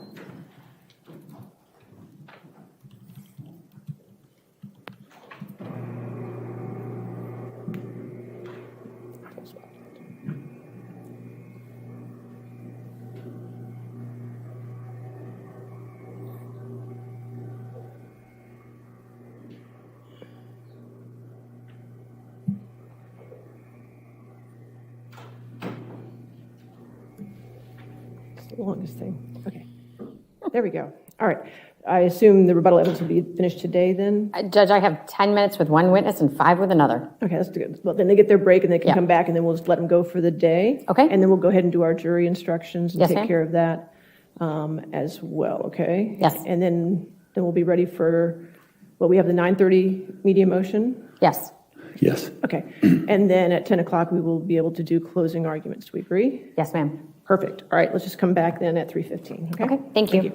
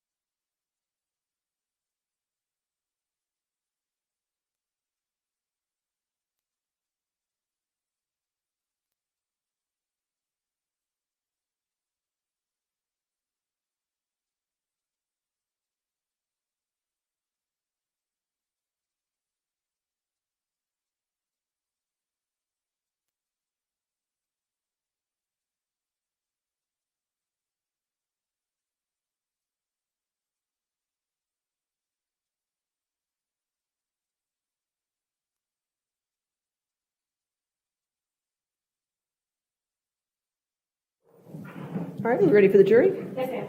Okay. Oh, actually, Your Honor, I do hold on. want to renew my motions. Would you want to wait till after the rebuttal evidence? Oh, I'm sorry. Okay. Yes. Yes. Let's give them a chance. Okay.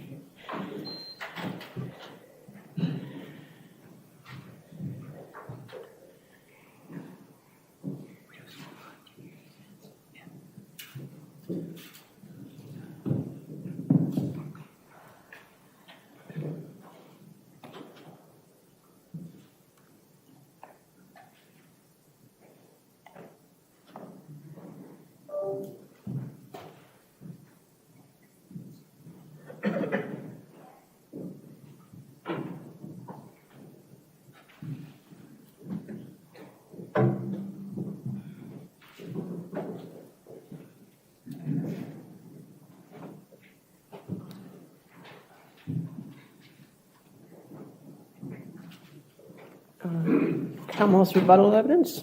Thank you, Your Honor. It's gonna be on.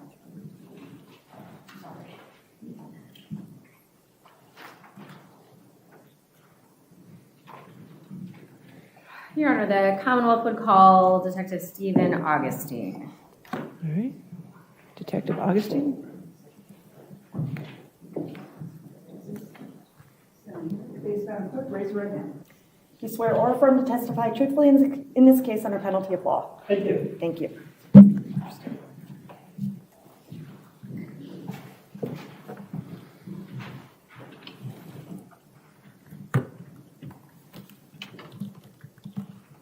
Good afternoon. Good. How are you? Good.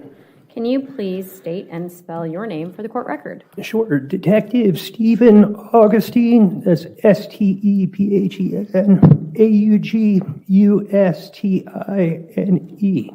Thank you, Detective Augustine. And can you tell us what it is you do for Fairfax County Police Department?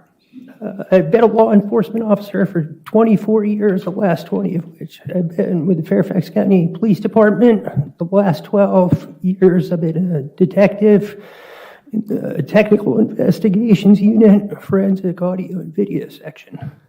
Can you tell me about your training and education that led you to forensic audio analysis? Sure. I possess a master's degree in audio technology as well as a master's degree in forensic science. Prior to my career here at Fairfax, I was a full-time instructor at American University in the audio technology department, teaching audio technology, electronics, and digital audio. Have you previously testified as an expert in forensic audio analysis?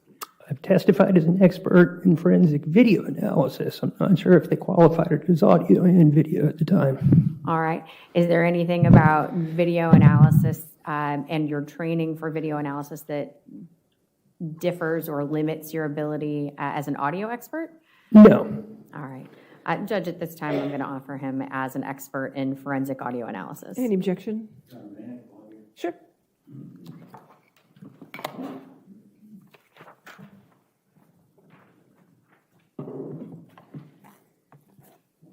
Good afternoon, Detective Augustine. Good afternoon, Mr. Carroll.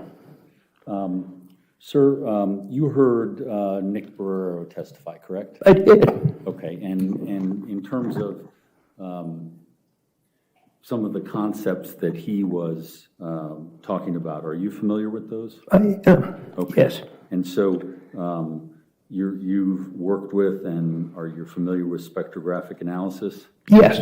Okay, and how many times have you worked in that capacity in the audio side of things? On the audio side of things, for the past 12 years, I've done all of the forensic audio examinations and analysis for the police department. And does that work, is that related to, and have you used spectrographic analysis in all of them? No. Okay, so what are the circumstances where spectrographic analysis is utilized?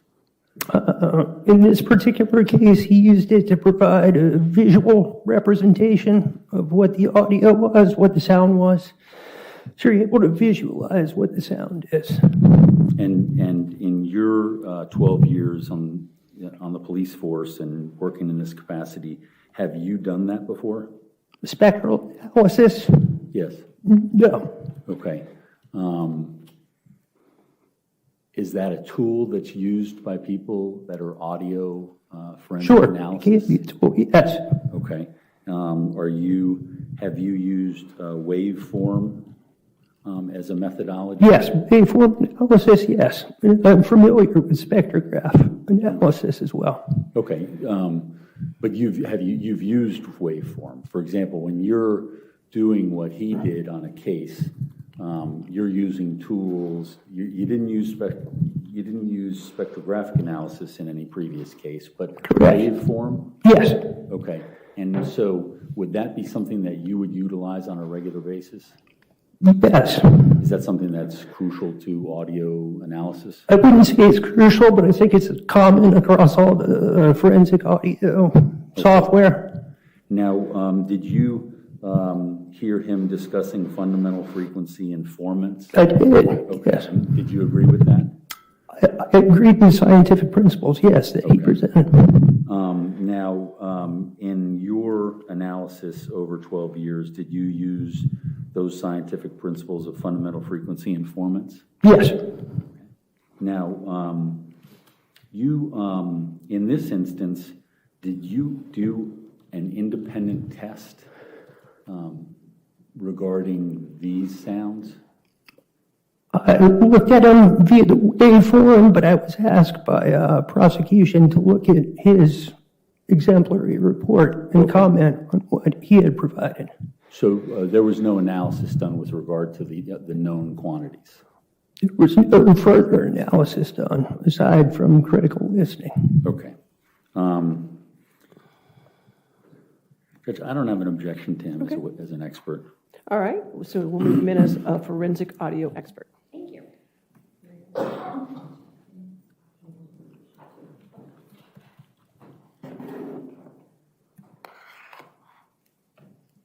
All right. Now that you're an expert, can you tell us about your analysis of the defense work in this case? Sure. I don't have a copy of the work in front of me, but the first few pages are just stating properties that were used in his examination and his forensic analysis, which include waveform analysis, spectrographic analysis. And did you draw any conclusions from your review of the materials regarding the likelihood of a, let's call it, match between the Lilly 3 sample and the exemplar from the 911 call? I did not hear him state that it was a match. He stated in his testimony that it's consistent between the two samples, which I concur, but there's also some further explanation that I think. What is the further explanation that you think is warranted here? Would it be possible for me to see a physical copy of the report? The entire report or just the spectrograph? Spectrograph is fine. Judge, if I may approach the witness? Yeah, you've seen this, I assume? Yep, I'll give you one. Well, he's paying attention.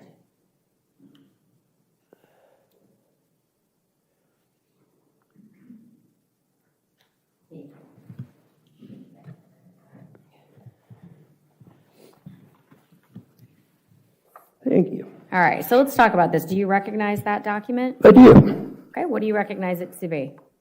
This is a concatenation, which is a fancy word for stitching of the two files, the exemplar and the 911 call. All right, and specifically that type of demonstrative, what is that? This is a spectrograph, which is what we had discussed. All right, and that's the spectrograph that was created by Mr. Barrero, the defense expert, is that correct? All right, Judge, at this point in time, I would offer that as Commonwealth's. Forgive me, please, just a moment. Let me get to my exhibits folder.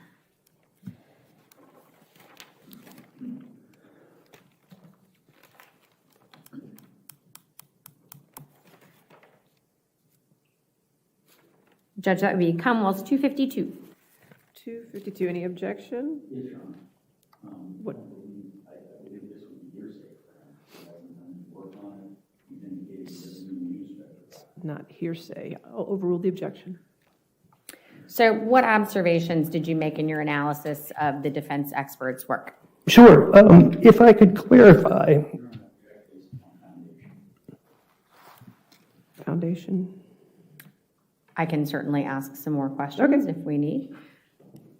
Let's talk about that piece of evidence specifically. Are you aware of how it was created? yes. Okay, can you tell us how it was created? Sure. The gentleman uses isotope audio, which is similar to Digidesign, Pro Tools. There's numerous software companies that have the ability to edit audio files. What he did here, as I stated, is he's using a visual representation of the sound file. So, as you can see here, they show the different formats, which he also stated as overtones or harmonics that are present within the sound signals, both sound signals. All right, Judge, at this time, I would offer Commonwealth's 252 into evidence. All right. All right. Overruled. All right, All right, 252. please continue. What were Sure. your observations?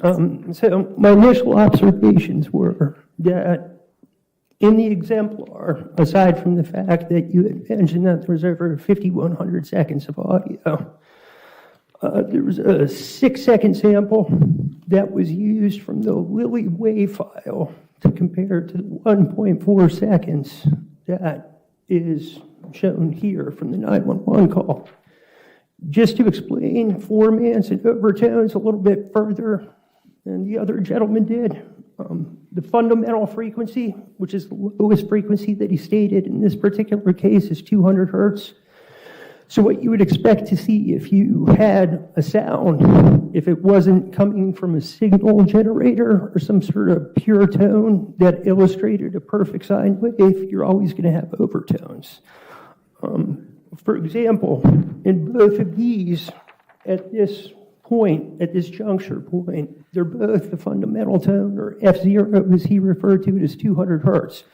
What you would expect to find in any sound source minus a pure 200 hertz sine wave is overtones.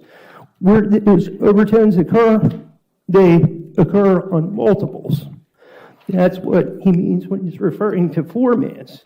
So here you have 200 hertz, your F1, your first format, 400, 600, 800.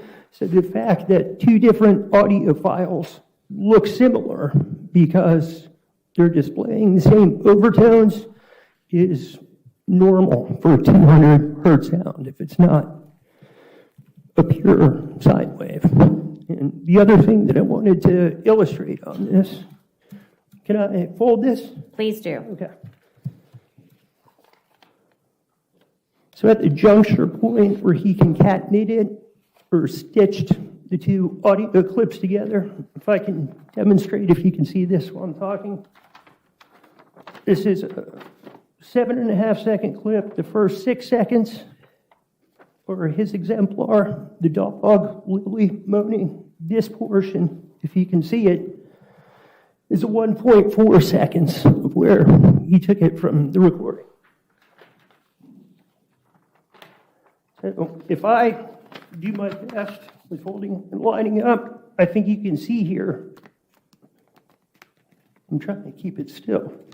Nothing lines up until it gets to that specific point in time. Something else that I noticed that the gentleman didn't mention in his testimony when listening to his exemplar, the concatenation of the two sound files, there was no delineation between the two files. So I looked at it on waveform analysis and zoomed in on the waveform so I could see if there was any separation between the two files. And there was no point that I could see where there was any sort of ending to the first and beginning of the last, which to me would reflect that what was likely used when concatenating the files is what's called a crossfade, an X-fade. So as the first exemplar, the Lily file, fades out in volume, the other file, the 911 call, is coming in. So it's almost a mixture of both sounds, which makes it sound like one continuous file when you listen to it, when you hear the groan tail off into the 911 groan. So what would we have heard differently if he had not used the crossfade? Best practices, you would have heard a full 6 seconds of the exemplar, which start at varying pitch. There's quite a bit higher than the groan that's represented in the 911 call. And you would hear the point where they separate, and you would hear the two different ones to compare to. Thank you. I'm going to shift gears here for a second. When were you asked to first examine these sound files? I believe I received an email from Detective Bryant on September 29th of 2025. Okay, so approximately a year and a half, almost 2 years after the murders were committed. Is that correct? Correct. Okay. So when you were presented with these clips, the 911 clip and the Lily clip, were you given any background information about the 911 clip to further your analysis? No. Okay. Have you ever had the opportunity to watch any of the recorded statements of Juliana Perez Magalhaes? No. Okay. And did you witness her testimony here in this trial? I did not witness her testimony. It wasn't until yesterday that I was released from viewing or discussing the case. Okay. So when you performed your analysis of the 911 recording, specifically the hang-up, is it fair to say you didn't necessarily know what you were listening to? Absolutely. Did you know what you were listening to? Sustained. I knew what case it was affiliated with, yes. Sorry, say that again for I me. knew what case that it was affiliated with, yes. Did you know if anyone was expected to speak in that recording? Did you know No. what to listen for? No. Okay. And how did you perform an analysis of that 911 hang-up call? What did you do with it? I put it into Avid Pro Tools, which is audio software very similar to Isotope, what the other gentleman was using. And I looked at the waveform, and I did a waveform analysis and critical listening of the files. And based on the waveform analysis and critical listening, what did you observe? I observed, audibly, I heard the 911 telephone call and the computerized voice that's referred to at the beginning. And the operator asks, "Where is your emergency?" And upon inspection of the waveform, I saw that there were sounds present prior to the groaning sound that is heard on the 911 call. Okay, so you're indicating in between the cessation of the 911 operator speaking and the beginning of the groaning, you heard something or you saw something. Correct. Okay. Did you dig into that? I did. So what I did is I separated that portion of the audio where I thought I heard something, and essentially in Avid, it's called clip gain. And on that one portion of the 911 call, I was able to raise the volume of what was heard just prior to the groaning. And were you able to make out a human voice? I heard what I believe to be a human voice, yes. And what did the human voice say?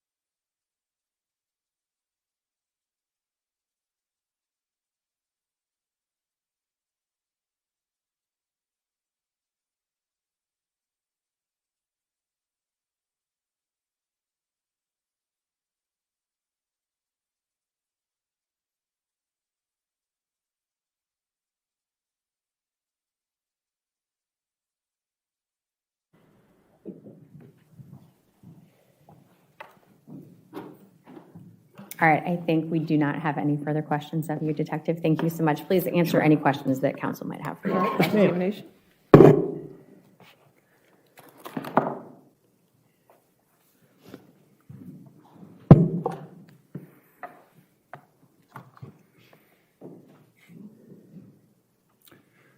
Detective Augustine, what you've just shown is something from my expert's report, and it's a spectrographic analysis, isn't that correct? That's correct. Okay. And you testified previously in the voir dire that you don't even work with spectrographic analysis, correct? I stated that I'm familiar with spectrographic, but it's nothing that I've done prior.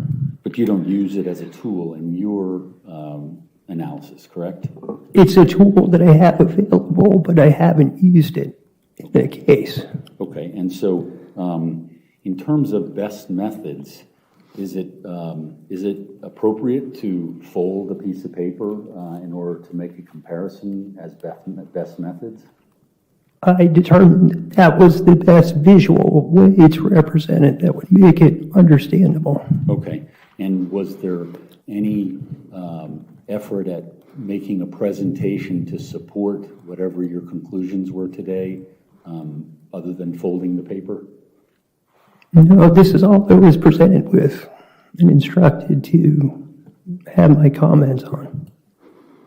And when were you presented that? I believe I stated September 29th is when Detective Bryan sent it to me. So, okay, so let me understand this. Sure. So you were just given one picture and asked to make an analysis? No, I was given a complete report from the gentleman's forensic analysis, and I reviewed the entire report. Gotcha. And did you prepare a report? I did not. Were you asked not to? I was not asked to prepare a report. I was asked to comment on his findings. Would it be best practices in the world that you're in to have prepared a report to something? I'm going to object. It's argumentative and irrelevant. Overruled, go ahead. Speaking about best practices, would Yes, it sir. have been best practices to create a report with whatever findings that you wanted to tell the ladies and gentlemen of the jury? If I was instructed to do my own analysis, a separate report from this, I would say yes. But as reviewing this as a rebuttal witness, I didn't believe it to be necessary. But you work for the Fairfax County Police Department. Correct, sir. So they could have asked you to do an analysis on your own. Objection calls for speculation. Sustained at this point. You have the capacity to do a full analysis if you were asked, correct? Yes, sir. Okay. And do you recall who got you involved? Objection, relevance. I'll sustain the objection. Was it Detective Bryant? Objection. Sustain the objection. I'll sustain the objection.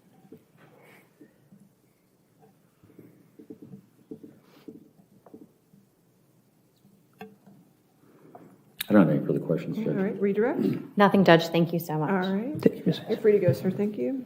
Thank you, Your Honor. Your next witness, Patrick Smith. Patrick Smith.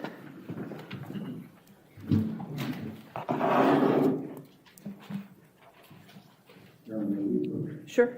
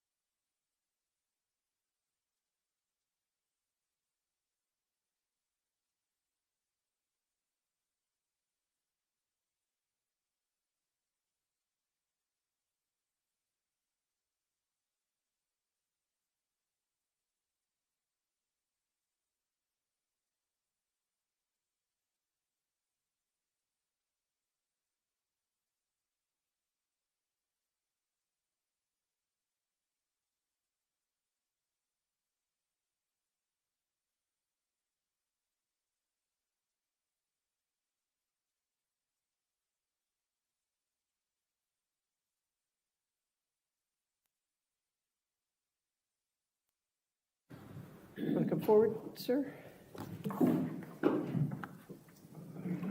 Raise your right hand. Do you swear or affirm to testify truthfully in this case under penalty of law?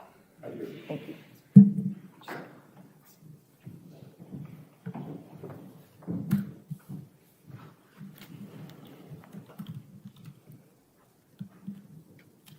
Good afternoon, sir. How are you? Good. Good afternoon.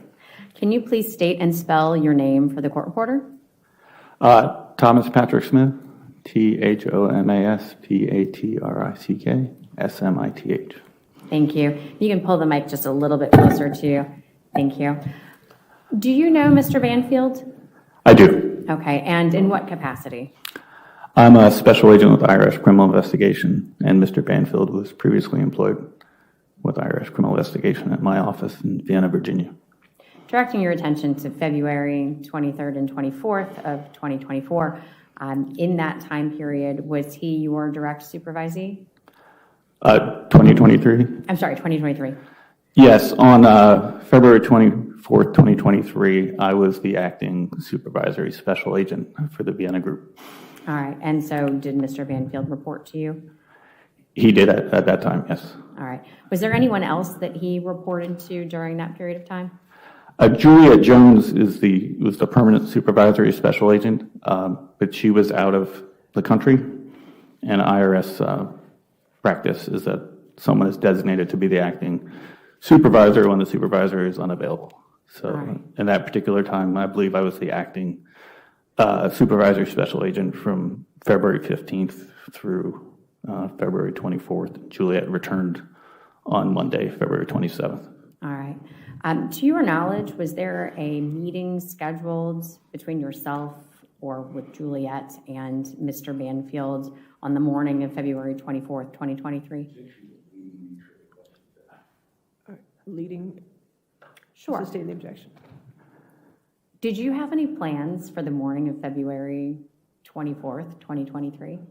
I did. I was in Baltimore on an unrelated undercover operation on that morning. Were you scheduled to meet with Mr. Banfield? I was not. And again, I'm sorry, where was Juliet, his other supervisor? She was out of the country. Okay. Mr. Banfield testified that he was meeting with his manager. Is there another person that could have been? As you go up the management chain, we have an assistant special agent in charge. His name is David Meisenheimer, and we have a special agent in charge, Kareem Carter, and they were both in, I believe, Georgia at the time. Because And Georgia, the state, not Virginia. Correct. Okay. Within your industry, is it commonplace to appear for career? Sure thing. All right, Stain? Sustain? How does one dress in the IRS when they are approaching a business meeting that is imperative for their success and potential promotion? Well, we could say that when I have important meetings, I dress in a semi-formal or formal, like suit and tie, or at least, nice slacks and a shirt. Would jeans or tennis shoes be acceptable? I have never worn jeans or tennis or sneakers or tennis shoes for an important meeting. You have to put your microphone on, Mr. Carroll. What's your objection? Objection to the relevance of this. He's indicating what he does. Overruled. All right, thank you. Did you speak with Mr. Banfield on the morning of February 24th, 2023? I did not. Okay. Were you surprised that he wasn't there at 8 o'clock? Again, I was in Baltimore, so I wasn't there, but I was surprised when I received a phone call indicating that Mr. Banfield had discharged his weapon and there were two deceased persons, which, as you would imagine, that triggered many responsibilities as the acting supervisory special agent too. Understood. Just as a law enforcement professional trained by the IRS, do you share your gun safe code with your family members? Objection, Your Honor, it's not relevant and it's All right, sustain the objection. All right, thank you. Nothing further. Please answer any questions council might have for you. Cross-examination. Thank you. I'm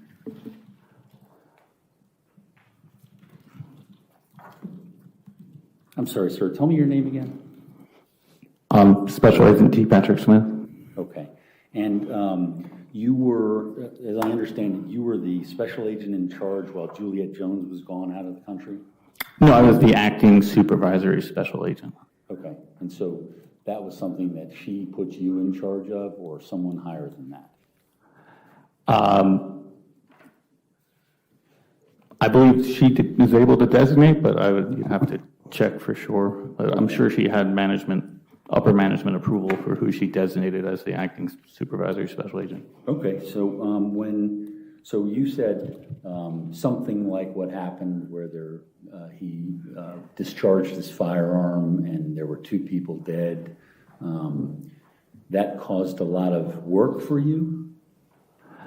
When I was informed by the Fairfax County detective as the acting supervisory special agent that one of the agents in the group had discharged his weapon and there were 2 deceased persons, then yes, I had to contact upper management, which I did. We had to process the Treasury Inspector for Tax Administration, which we call TIGTA, is essentially our internal affairs. They have to be notified. They do an investigation to determine if the discharge of the weapon was appropriate. Okay. I guess my question was it extra work for you? Was it extra work for me? Yeah, isn't that what you just said to the ladies and gentlemen of the jury, that when this situation arises, it becomes a great deal of work for the person who's the acting special agent in charge? Well, yes, I had to make several phone calls. I had many conversations with people that I would not have had if there hadn't been. Okay. Now, did the Fairfax County Police know that you were the acting special agent in charge? I can't really speak what the Fairfax County Police knew, but I did speak with a detective from Fairfax County Police. Who was the detective you spoke to? I don't recall the detective's name. Did you ask him his name? I knew it at the time. As we speak now, I don't recall. So there was no report that to the people that you called and people that you told about Objection this? calls for speculation.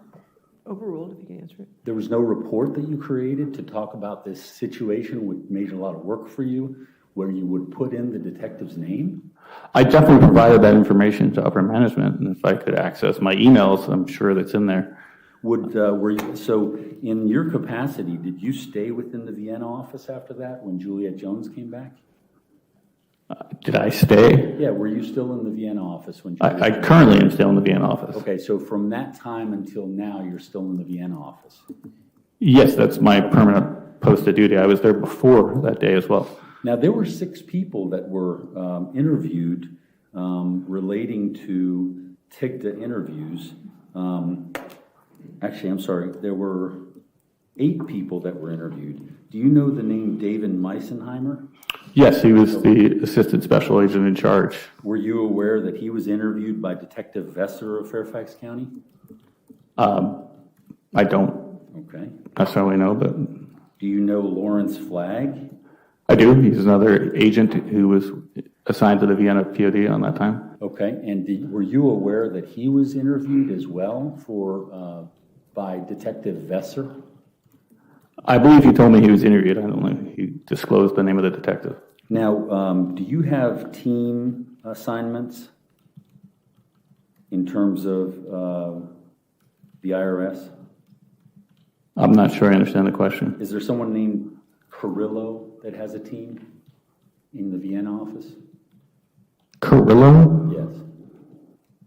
I don't recognize the name. Can you spell it? Maybe it's the pronunciation. Carrillo? I don't recognize that name. Okay. Would it surprise you that Juliet Jones, who actually wasn't even there on that day, was interviewed by the Fairfax County Police Detective Vesser? It would not surprise me that Julie Jones was interviewed. She was the Okay. supervisory special agent. Now, Detective Carter from the Fairfax County Police, did you have contact with him? I don't know. Okay. Well, there were interviews conducted by him to Bernarda Jackson, special agent. Objection. Counsel's testifying. He needs to ask a question. Overruled, go ahead. Bernardo Loretta Jackson is another agent in the group, yes. Okay, and did you know that she was interviewed relating to my client's case? I can't recall if she told me that or not. Okay. How about Richard Daniels, who was a special agent? Yes, he's another. You know that Detective Carter had interviewed him about my client's case? I think Special Agent Daniels did mention that, yes. Okay, and Philip Hammond, do you know that person? Yes, I know Special Agent Hammond. And did you know that he was interviewed by Fairfax County Police Detective Carter relating to my client's case? I believe he also told me he'd been interviewed, yes. Okay, so you knew about that? Yes. Okay, and so when you heard all these other people were being interviewed, did you ever say, well, hold on, I was the special agent in charge for a period of February 13th to February 24th? February 15th. February 15th to February 24th. You didn't raise your hand and say, what about me?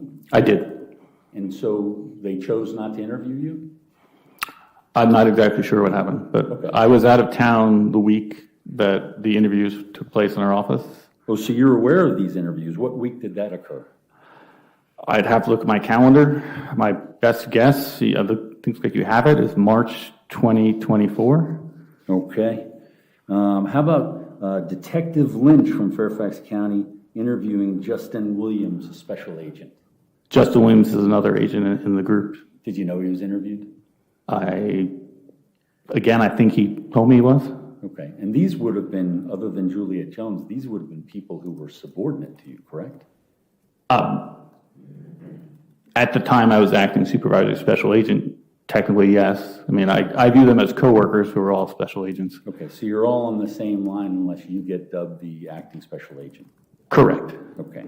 And finally, Kevin Farley, do you know him? I do. He's another agent in the group. Okay. And the interviews that were conducted were relating to relationships of Brendan Banfield. Did you hear about that? I did not. Marriage problems with Brendan Banfield. Did you hear about that? I did not. Rumors that were going around in the IRS. Did you hear about that? What rumors? In the context of these interviews, they were being asked if there were rumors. I have no recollection of being told of that, no. They were talked to, the individuals were all spoken to about schedules that occurred in the Vienna office. Did you know about that? An interview that I was not present at, I don't know what was discussed. Well, that's what I'm wondering. I mean, you were the special agent in charge. I was not when these interviews Objection, occurred. argumentative. Sustained, next question. Okay. Now, there was discussions in these interviews about the types of cases that everybody worked. Objection, speculation. Sustained, next question. Do you know what these interviews were about? I do not know what occurred in an interview I was not present at, no. Okay. So you were there and for 2 weeks in that capacity, correct? 15th to the 24th.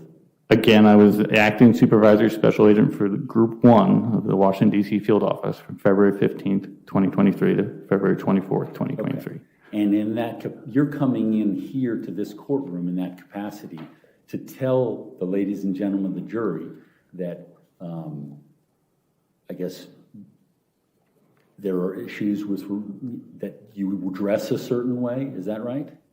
When you're going to the office?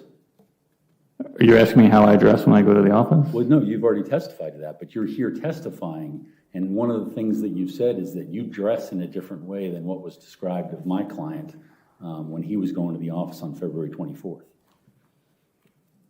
That is correct. Okay, and you indicated you were in an undercover operation, correct? I was assisting with an unrelated undercover operation in Okay. Baltimore, Maryland. And undercover operations have its own command staff outside of the Vienna office, isn't that right? I don't know that I would characterize it like that. Okay. Are there undercover command staff that handle undercover operations that aren't in the people that I just listed off to you that were interviewed? I'm unclear in your terminology, but yes, there are people who We have a whole special investigative techniques group that's involved with undercover operations. And they would be the people that if you have an undercover operation and you're talking to an undercover person, that you would be working with them, correct? Not really, no. Okay. In your undercover operations, when you're interviewing an undercover operative, do you invite them into the office to talk? I don't interview undercover agents. I'm confused. I'm the lead tech agent for the Washington DC field office. So the traditional undercover operation where they get wired up and they have equipment and they're covertly recorded, that is my job. So I'm involved with that and then preserving for the chain of custody the evidence that's obtained during that meeting. What about undercover operations that deal with other issues, relating to IRS criminal investigations? Judge, objection is to form. I don't think the question All right, makes I'll any sustain sense. if you'll rephrase. What about undercover operations that would deal with specific areas of criminal fraud? How are they handled? I've only been involved with undercover operations conducted by IRS criminal investigation, Okay. and they've virtually all involved fraud. So. And so the undercover operations that other people do, are they different than what you're within the IRS? Are they Judge, different? objection is to relevance. I'm not sure where we're going with this at this point. I'm just trying to get to the background, get to his background, Judge. I'm going to sustain the objection. Next question. Now, sir,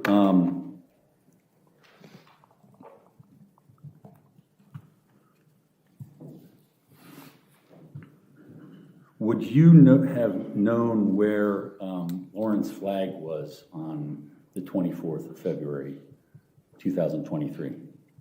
I do because he told me. Okay, were you keeping track of him otherwise? Yes, we were in regular contact throughout that day. Okay, and that was because of the incident that occurred at the Banfield house, correct? Correct. Prior to the incident happening, would you have been in contact with Lawrence Flagg on a regular basis? Can you define regular basis? Well, you tell me, how often do you have contact with him? He's an agent in the group. As a regular agent in the group, I would see him probably whenever we were both in the office. As a supervisor, I would have contact with him as needed. And so how many times did you have contact with him as a supervisor during that week? I cannot recall the days before February 24th, 2023, but on February 24th, 2023, I had many phone conversations with Lawrence Flagg. Okay, I don't have any further questions. All right, redirect.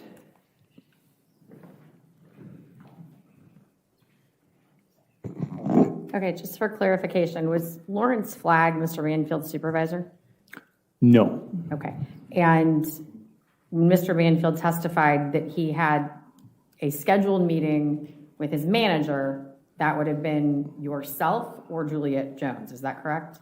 Those are the only two people that have been his manager. Yes. Okay. And she was out of the country and you were in Baltimore and not planning on meeting him, correct? Correct. Okay. That's enough. Thank you, Judge. All right, so you're free to go. Judge, may I ask one more question? No, sir. We're done. All right, you're free to go, sir. All right. Your next witness? Commonwealth Breast. All right. Ladies and gentlemen, the Commonwealth has arrested the rebuttal evidence. So in other words, you have heard all the evidence you're going to hear in this case. So what I'm going to do, we have some housekeeping matters to take care of. So what I'm going to do is release you early today. And what we'll do is when we come back at 10 a.m. tomorrow, you will hear closing arguments and then the case will be handed over to you, okay? All right, so have a good night. Do not discuss the case. Do not do any outside research, please. Okay, thank you.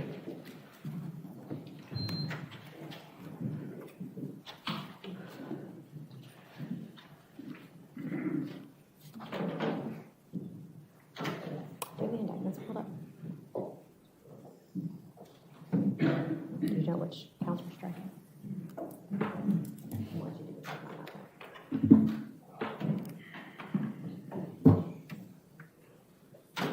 All right, Mr. Carroll, now your motion.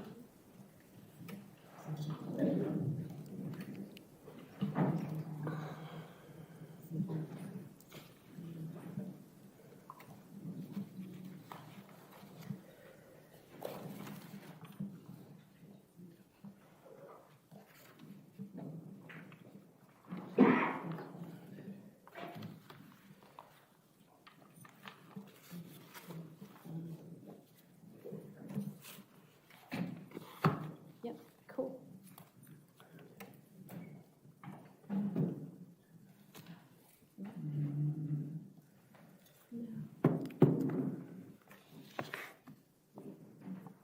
Your Honor, renew my motion to strike previously given. In addition, All right. Just, thank you. I'd renew my motion to strike previously given at the light most favorable of the Commonwealth, expecting that evidence would come to light regarding the investigations in this case. It would come to light regarding anything that would appear other than the co-defendant, who has every possible incentive to tell the story that the Commonwealth has asked her to tell. Once again, not in the light most favorable of the Commonwealth, we're here at the end of the evidence.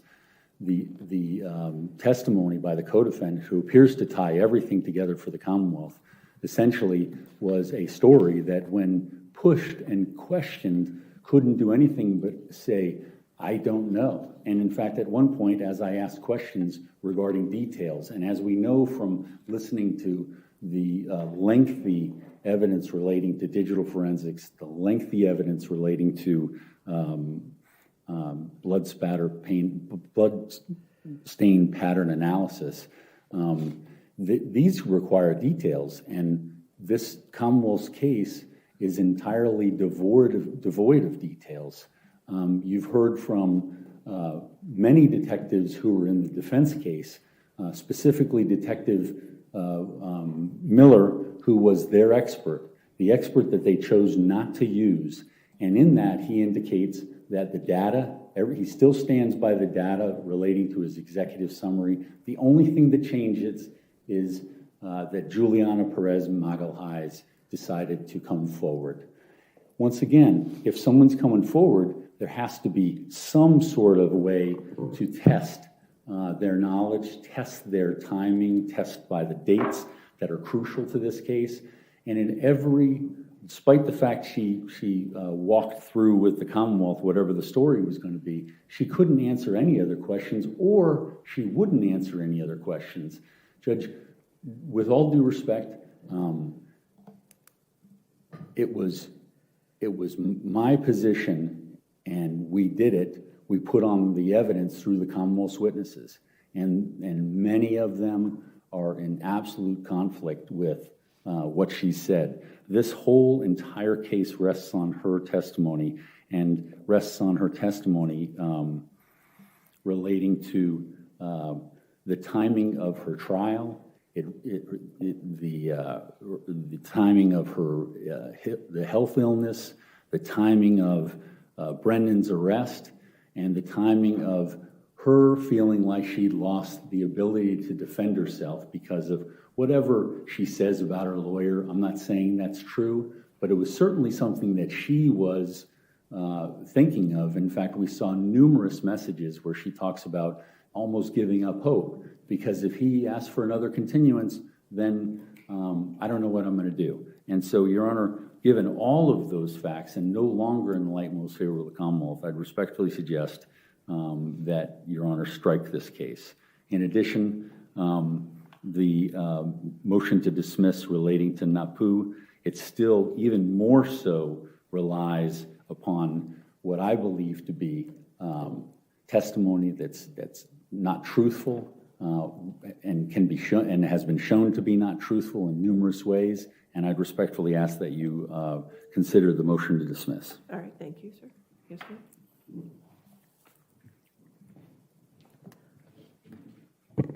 Your Honor, in the light most favorable of the Commonwealth, we have met our burden. It's appropriate that the case be submitted to the jury. Thank you. All right. In this matter, not weighing the evidence, but the evidence that's before the court, there is a scintilla of evidence for each of the counts There's 5 counts in 2024, 666, and there's 2 counts in 2024, 873. And there is evidence that can go forward to the jury. The weight that they put on it at that time is up to them. And and as far as the dismissal under NAPU, I again will deny that motion, as I don't find it as a matter of law that the co-defendant's testimony is incredible. Again, that weight goes to the jury. So based on those statements and what was stated in the record for the previous motion to strike, your motions are denied. Okay. All right. So jury instructions. Your Honor, initially, if the Commonwealth may be heard, and I'm going to turn this over to Ms. Rissler because she has the indictments pulled up. As I'm sure the court knows, the Commonwealth cannot proceed with sentencing on both an aggravated murder within 3 years as well aggravated murder for commission at the same time. At this point in time, we would elect to go forward on aggravated murder for 2 offenses committed within 3 years. And between the 2, child endangerment and abuse and neglect, we have elected to move forward with endangerment. Ms. Rissler can address which. Okay. Just so I get this straight, I mean, the case law is that both Section 7 and Section A can go back to the jury. They can, and then if they find guilty on both. Sentencing, I just sentence on one. Correct. We, at this point in time, feel that it would be less confusing for the jury to simply submit It's on your case, so. the offenses that we believe we've met the burden of proof for. Okay, so which ones are you going forward on then? I guess that's Ms. Bristler, sorry. Judge, we, in case number ending 666. Yes, ma'am? So we have counts 1, 2, 3, 4, 5. Yes. So, Judge, if we strike counts 1 and 2, those being the aggravated murder charges within the same transaction. Count 1 and 2? Yep. When you say strike, do you mean dismiss?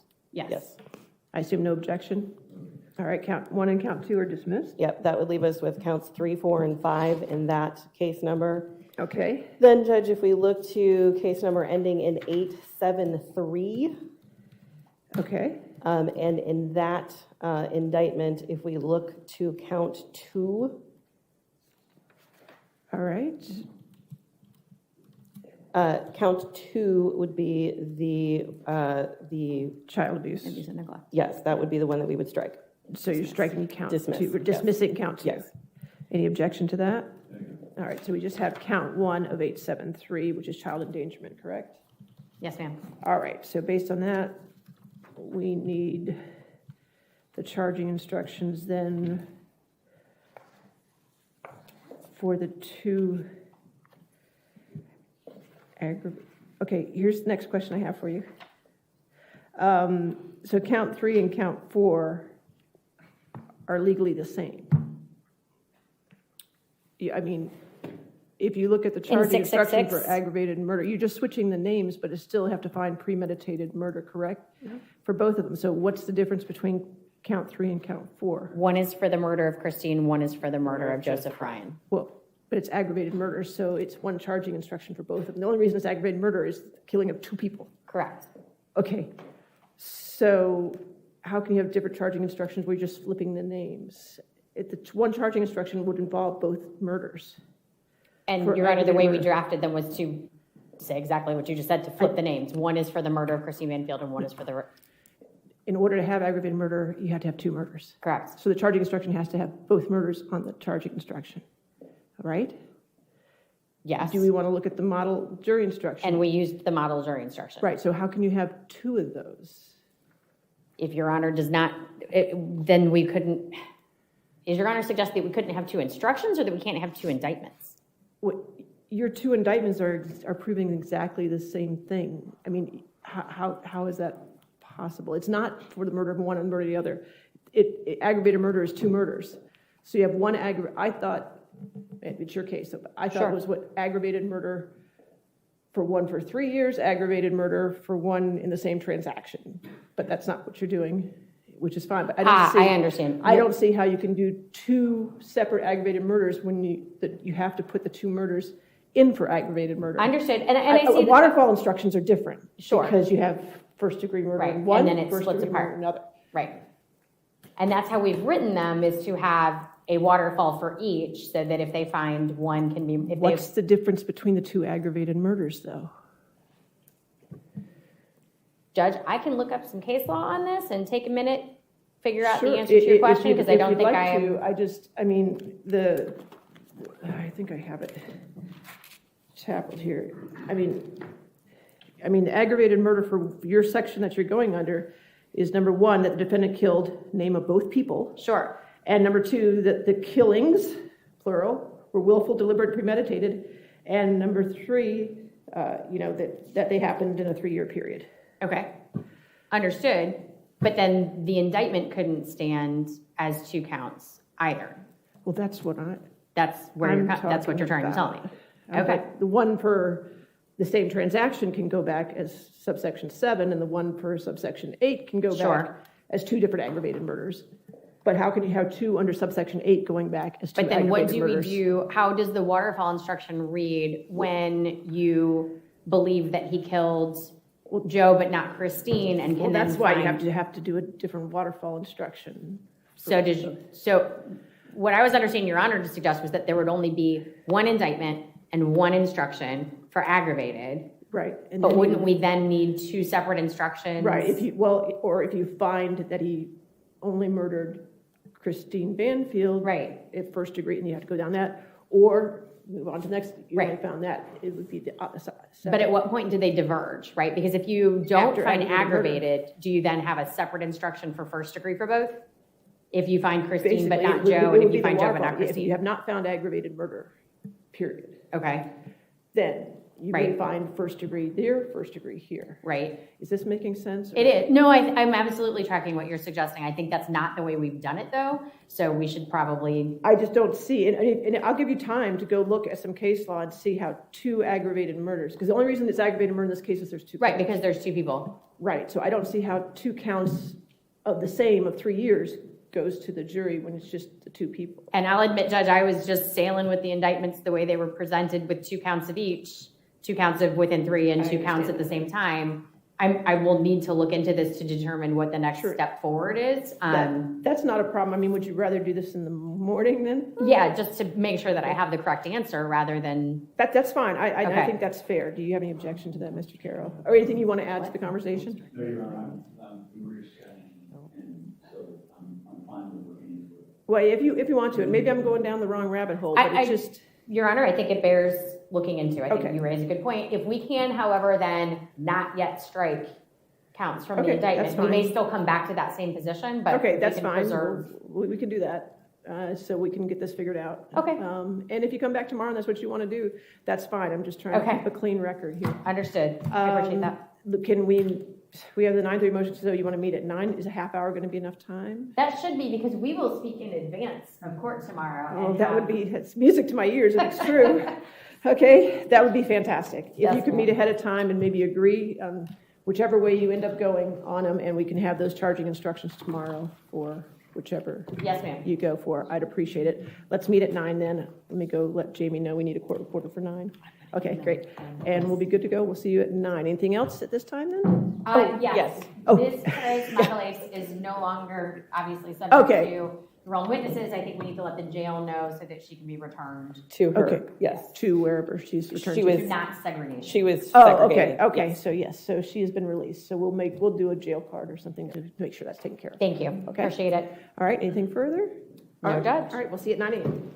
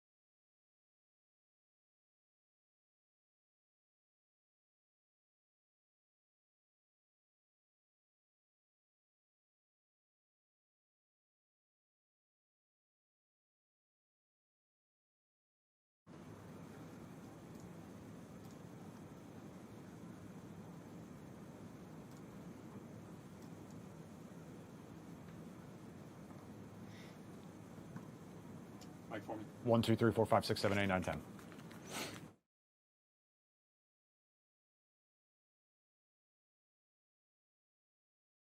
Six. 1, 2, 3, 4, 5, 6, 7, 8, 9, 10. You have two or one? I have one. Yep.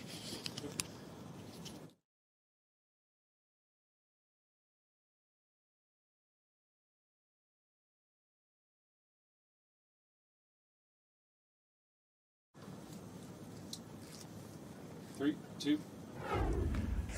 Deadly Desire, Day 10. Thank you so much for joining us once again for our ongoing Fox 5 coverage of the Brendan Banfield murder trial happening now in Northern Virginia. Brendan back on the stand today, day 2 of testimony, basically telling his version of the day of the murder today while on the stand, pointing the finger at his wife and seemingly upsetting some family members in the process. Bob Barnard out in the courthouse once again joins us now live. Bob, another dramatic day on the stand. Yeah, it was, Chris, and the reaction from the family sitting just in front of me in the courtroom. This is Christine Banfield's mother, father, and sister were sitting there, and as he's telling his story, they were kind of shaking their heads. The dad was putting his arm around his grown daughter, who at times was putting her head back, hearing this account from Brendan Banfield, which is really the first time he's ever told his story. And that's one of the things in cross-examination today that prosecutor Jenna Sands pointed out. She's like, you're describing yourself as Mr. Innocent here, but you've never told your story to anybody, to the police, to prosecutors. He said, I was planning to testify at Juliana's trial, but she never went to trial. She pled guilty to manslaughter. She had been charged with second-degree murder. So he kind of was indicating like he had wanted to tell this story, but he never had. So this was really today, almost 3 years after the killings, was the first time we heard from Brendan Banfield himself about what happened that day, February 24th, 2023, at their home in Reston. And he basically told his side of the story under direct examination from his defense attorney, John Carroll. And then when Jenna Sands hit at him, she was trying to poke holes in his story. It was interesting. The bottom line is the defense rested today, and tomorrow morning the jury will get the closing arguments, the closing statements from the prosecution and the defense, and then it'll be in their hands. The ball will be in their court, and so the jury's going to get the case tomorrow, Chris. There could be a verdict by this time tomorrow, and we'll see how that goes.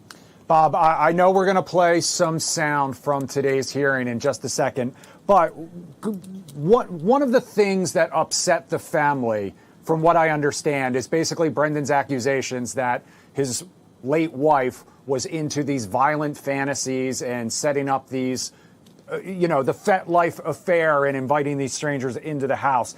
My question for you, Bob, has there been any other, for lack of a better phrase, proof that this was what she was into? Did prosecutors or defense attorneys have any other witnesses or ex-lovers or friends who could corroborate his version of events?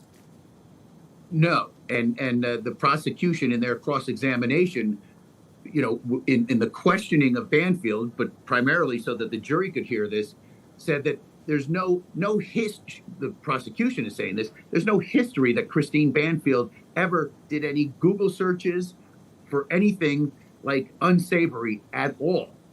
So they're trying to counter what Brendan Banfield had said, and what he said was years ago when they were living in New York, because she, as a registered nurse, she does or did before she was killed pediatric ICU, but had also worked with sexual assault survivors.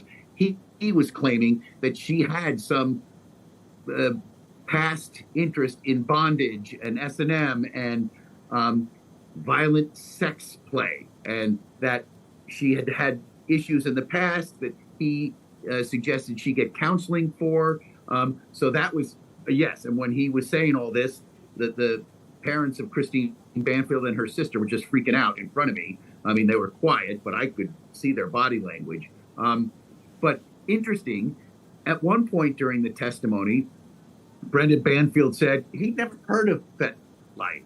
this was all news to him. But then it came out later that, yes, in his past, he had kind of had some interest in other fetish type websites, not FetLife. So I think a little confusing for the jury. I was talking to a producer from a network, kind of like a documentary series, who said that she had in the past interviewed a former lover of Brendan's, who had said he had expressed interest in getting rid of his wife then. So that didn't go to the jury. That was not, I don't know why that former supposed lover wasn't brought into the picture here, but it's been out there in the past that, Brendan's the driver of this thing, not Christine, and some weird fetish interest that she might have. So we'll see. The jury, gets to hear only what's presented before them. But her family, Christine's family, was clearly not happy to hear that part of his story. All right, Bob, I know you put together some highlights from today's events in court, so let's take a listen. I heard the sounds of, I would say, moaning, as well as sound of skin-on-skin contact. And what did you think was going on at that point? Sex. Why didn't you call 911 at that point? I believe that it was an affair that was going on at that point. While I was walking up the stairs, I did unholster my weapon, and I angled my body going up the stairs so that I was facing the bedroom door. The sound was coming from the master bedroom area. Pushing the door open with my right foot revealed Christine, and who I now know is Joseph Ryan. They were on the floor. Had you ever seen Joseph Ryan before? I had never seen Joseph Ryan before. Christine was, I would describe as nude and on all fours. He was clothed, and he was looking directly at me as I opened the door. Basically, as soon as I went in the room, it appeared that Christine tried to get up. I said, "Police." I was holding my gun forward. He said that she was his, and that she gave herself to him, to me, is what she gave herself to me, is what he said. Okay. Christine kind of yelled or moaned, or both. I thought that she was being injured, being stabbed. Did you see him stab her? I couldn't see Christine's neck or face, really, at that point. He did a very forceful stab towards Christine, landed on her stomach on the ground. Joe, now like on his knees, kind of facing Christine, of which I saw him do a downward stabbing stroke, and that's when I fired at him. He moved backwards a little bit away from Christine. At that point, she was holding her neck, and she told me that she couldn't see. And I asked her to let me see. I could see the wound on the right side of her neck, but she pulled her hand from underneath mine and put her hand back on top of my hand, and put pressure on my hand, I think indicating that she wanted more pressure on the wound. Christine told me that she was bleeding out, and that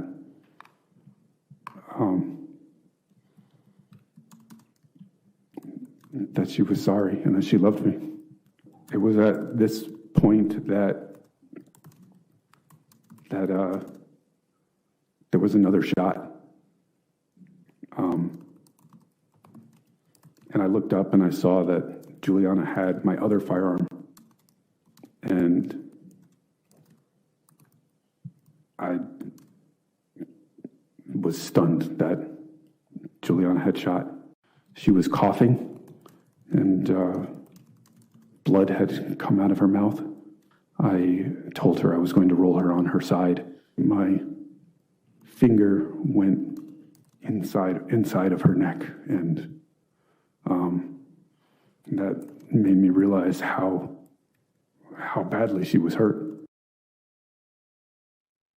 So, Chris, what you're hearing there, a lot of the typing is actually the court reporter taking down the transcription there. And those white flashes are because, I mean, it took maybe an hour and a half to tell that story, and there were pauses and other questions. And so we kind of wanted to kind of splice together as best we could the clear telling of his side of the story of coming home that morning because the nanny, Juliana, had said, hey, the daughter and I were getting ready to go to the zoo, but there's a strange car in the driveway and a man just walked in. And so that's when he says he came in, went to the house, was hearing these noises upstairs, and kind of told the rest of the story there. So, Bob, the one thing I wanted to acknowledge, too, is Brendan mentioned all of the things that his wife said to him after he had come home and found her so seriously injured. And prosecutors kind of called him out on that a little bit, correct?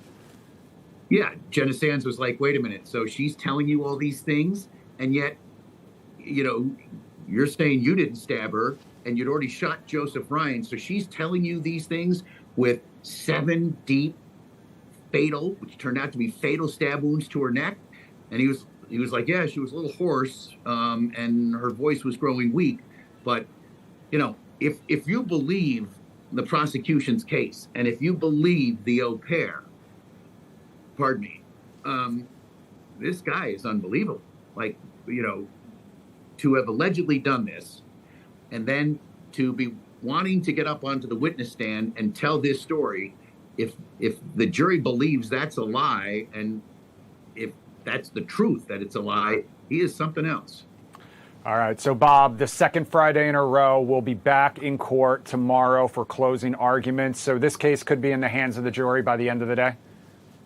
Yeah, probably by midday. I mean, the opening statements weren't that lengthy, at least not by the prosecution. Now, they're going to want to tie in all the evidence. Both sides will. So, yeah, the jury is definitely going to get this case.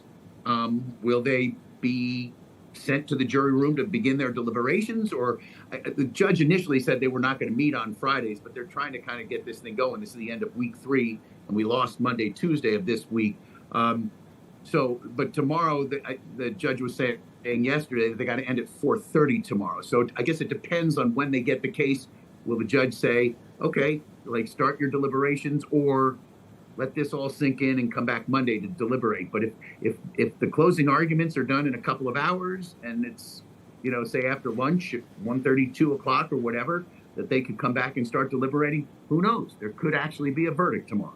All right. Well, Fox 5, of course, will have complete coverage on air and online. You can find all the latest developments on the Brendan Banfield murder trial on Fox 5 DC's YouTube page, Fox Local, and streaming live on Fox 5 DC's TikTok page. Thank you so much for joining us once again. We'll be back tomorrow.